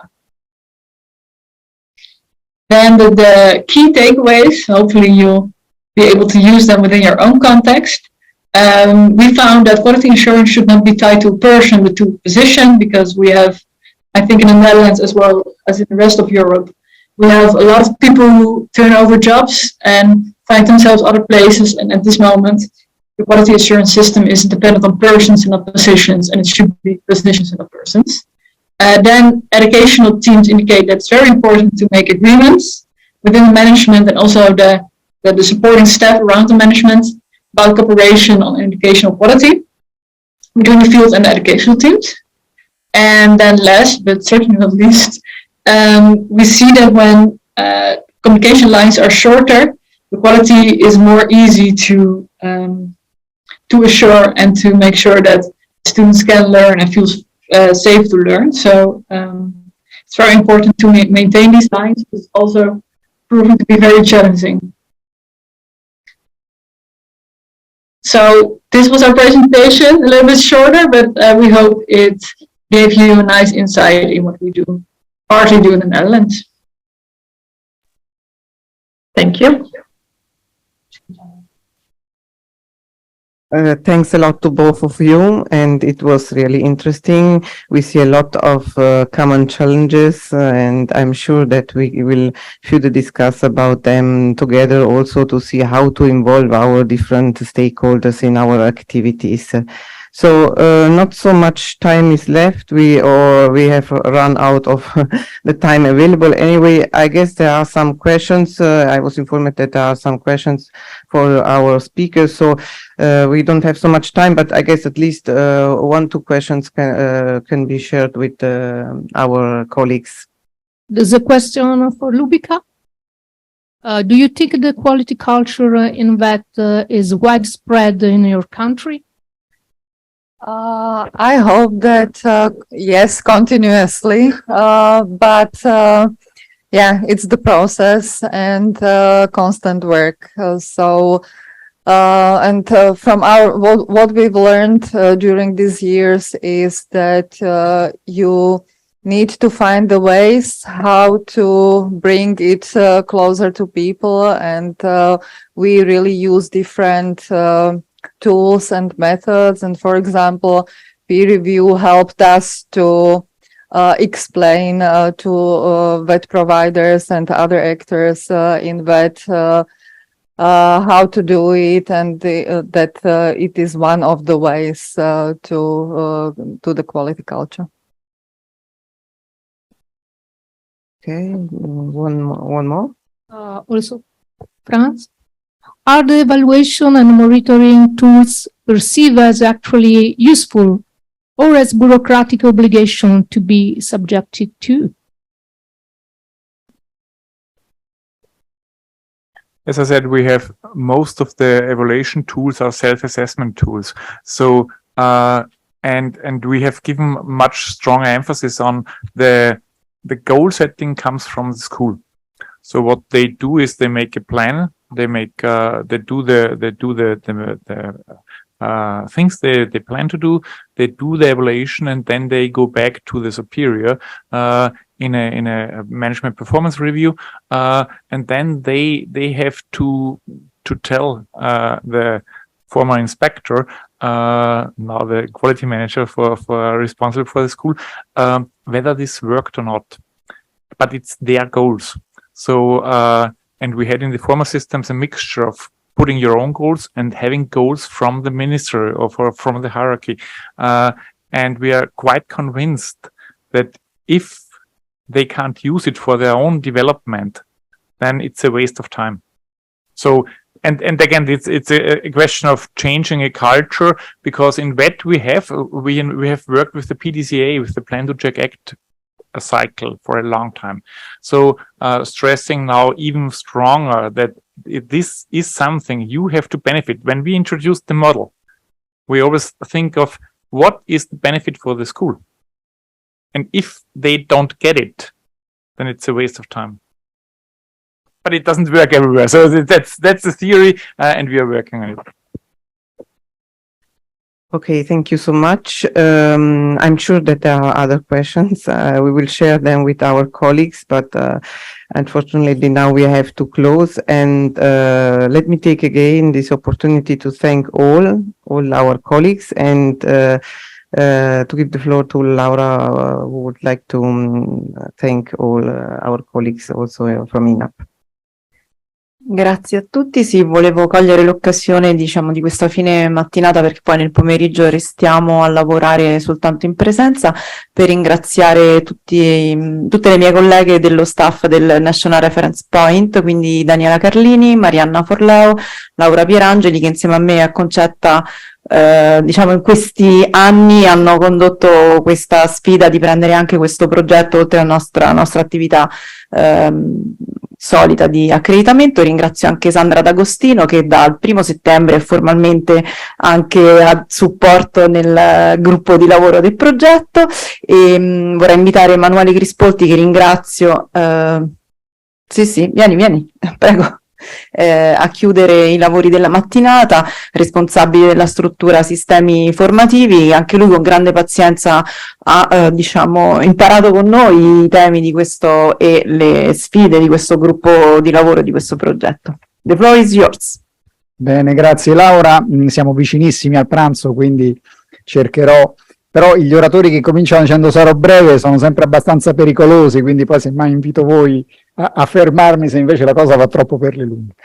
No, ma semplicemente mi sembrava importante. Intanto, allora, prima di tutto ovviamente mi associo ai ringraziamenti alle colleghe del gruppo di lavoro e naturalmente ancor più agli attori istituzionali e ai soggetti che hanno partecipato a vario titolo, quindi tutti i relatori, che sono stati veramente molto interessanti e ci hanno dato dei contributi veramente significativi, che non finiscono oggi evidentemente, no? Ma saranno capitalizzati nel lavoro futuro e anche in una diffusione delle informazioni che oggi sono uscite. Vado quindi in maniera abbastanza telegrafica. Volevo fare 3 sottolineature. La prima è l'importanza della rete ECAVET, quindi di questa rete che ci consente di lavorare a sperimentazioni e lavori di ricerca che possono essere capitalizzati attraverso gli incontri che si svolgono nella vecchia ottica del trasferimento delle buone prassi, no? Sempre valida, nel senso che è sempre inutile reinventare la ruota da capo. Se qualcuno ha già fatto qualcosa altrove, è opportuno capitalizzare questa innovazione, questa sperimentazione e diffonderla nei territori, diciamo, dove questo non esiste. Giustamente oggi è stato detto che ci sono molte differenze.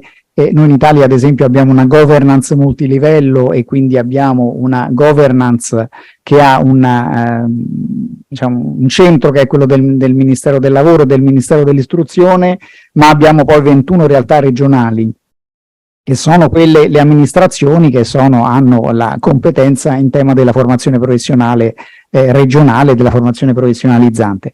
Quindi questo significa naturalmente, ecco, che il confronto con i paesi che hanno questo stesso tipo di struttura è particolarmente utile, ma è utile anche confrontarsi con paesi invece diversi, no? Oggi si diceva se è meglio confrontarsi con i simili o se è meglio confrontarsi con i diversi, no? È meglio confrontarsi con tutte e due probabilmente, quindi è molto utile proprio questo lavoro della rete ECAVET.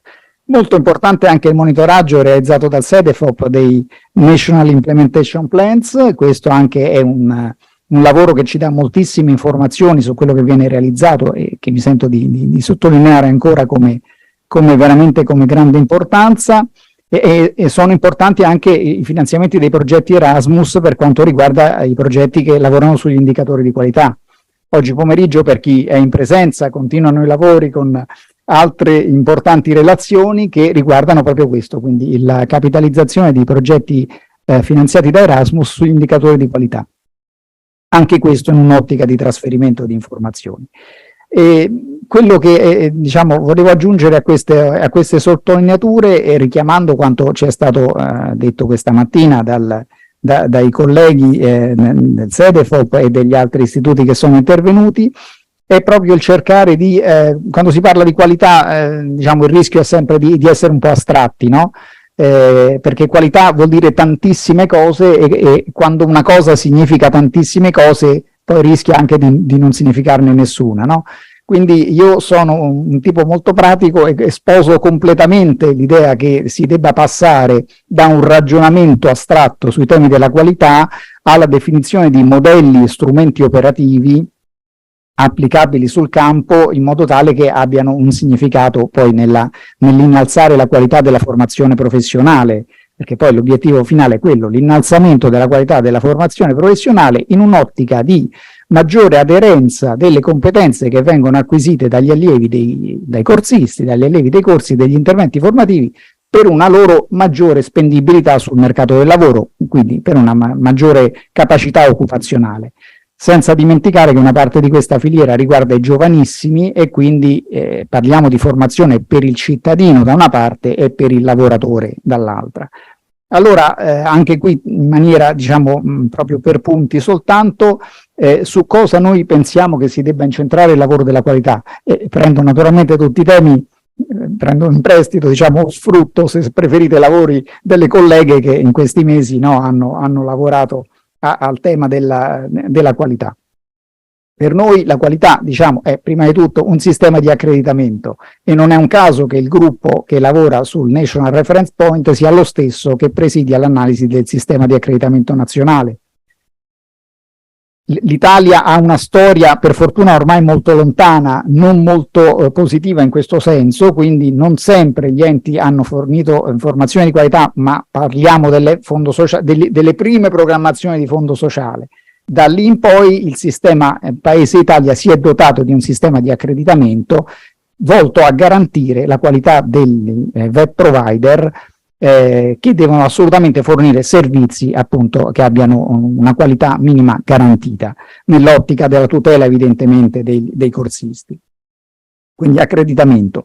Poi la cornice regolamentare e normativa delle filiere professionalizzanti. Noi abbiamo un sistema di filiere professionalizzanti molto strutturato che si basa su un repertorio nazionale di figure professionali, che ha un sistema di certificazione, che lavora con un approccio per competenze, ha un repertorio nazionale ma ha delle declinazioni regionali delle figure professionali sui fabbisogni locali, quindi ha un sistema molto strutturato, molto ben costruito. La formazione dei docenti e dei formatori è un altro tema essenziale perché ovviamente su questo bisogna molto lavorare, in quanto tutti ricordiamo i nostri migliori insegnanti, quanto ci hanno dato, quanto ci hanno fatto crescere, ma purtroppo ci ricordiamo anche i peggiori insegnanti quanto non ci sono serviti, quindi evidentemente ecco, il fattore umano resta inesorabilmente uno dei temi centrali su cui bisogna lavorare per innalzare la qualità dei formatori e dei docenti, e su questo nella nuova programmazione FSE l'Inapp ha delle linee di attività che io reputo importanti. Qualità dei web provider significa buona progettazione formativa, buone strutture, buoni laboratori e una aderenza delle competenze che vengono progettate in sede di standard formativi ma parliamo anche, diciamo, di progettazione esecutiva rispetto al mercato del lavoro. Questo è un'altra linea, diciamo, assolutamente decisiva dal nostro punto di vista. E naturalmente diciamo, c'è poi tutto il tema della riduzione del gap, cioè della riduzione dello scarto fra le competenze richieste dal mercato del lavoro e le competenze che si acquisiscono nei percorsi formativi. Per far questo uno strumento fondamentale è l'attenzione verso il work-based learning, il duale, l'apprendistato, cioè tutte quelle modalità formative che hanno una componente importante di apprendimento sul lavoro, che in qualche modo allineano in maniera automatica, io dico, le competenze alle richieste del mercato. Se si impara in aula, un rischio di gap potrebbe anche esserci, ma se una parte dell'apprendimento avviene sul lavoro, le competenze che si acquisiscono sono automaticamente allineate a quello che il mercato richiede. E chiudo aggiungendo un ultimo tema, che è quello delle competenze chiave. Key competencies, soft skills o altri modi di chiamarle, ci riferiamo ovviamente alla raccomandazione del Consiglio del 2018, le competenze chiave sono addirittura ormai riconosciute forse come addirittura più importanti delle competenze tecniche nel bagaglio della ragazza o del ragazzo che devono poi transitare al mercato del lavoro. Mi riferisco ovviamente alla capacità di continuare a apprendere durante tutto l'arco della vita, di collaborare con gli altri, di essere autoimprenditoriali, non soltanto nel senso di aprire un'impresa, ma nel senso di essere propositivi, di capire il livello di autonomia che un lavoratore può avere, di capire le relazioni, di saper lavorare con gli altri, di saper diagnosticare e risolvere i problemi. Ecco, tutto quello che c'è nella domanda degli imprenditori quando un imprenditore ci dice a me mi servirebbe uno bravo. Ecco, questo per noi è, diciamo, un altro focus essenziale, quello delle competenze chiave. In Italia i problemi ci sono problemi sulla raccolta dei dati, la difficoltà che deriva dall'appunto governance multilivello da mettere insieme, quindi tutta una serie di soggetti, una serie di amministrazioni. Su questo abbiamo anche fatto un'analisi in sede di nostra peer review, no? Quindi questo, insomma, i problemi, il lavoro da fare ovviamente c'è, però credo anche che abbiamo anche qualcosa da dare evidentemente. Insomma. Bene, non vi rubo altro tempo, vi ringrazio ancora, do appuntamento al pomeriggio per chi rimane, grazie ai relatori e buon pranzo.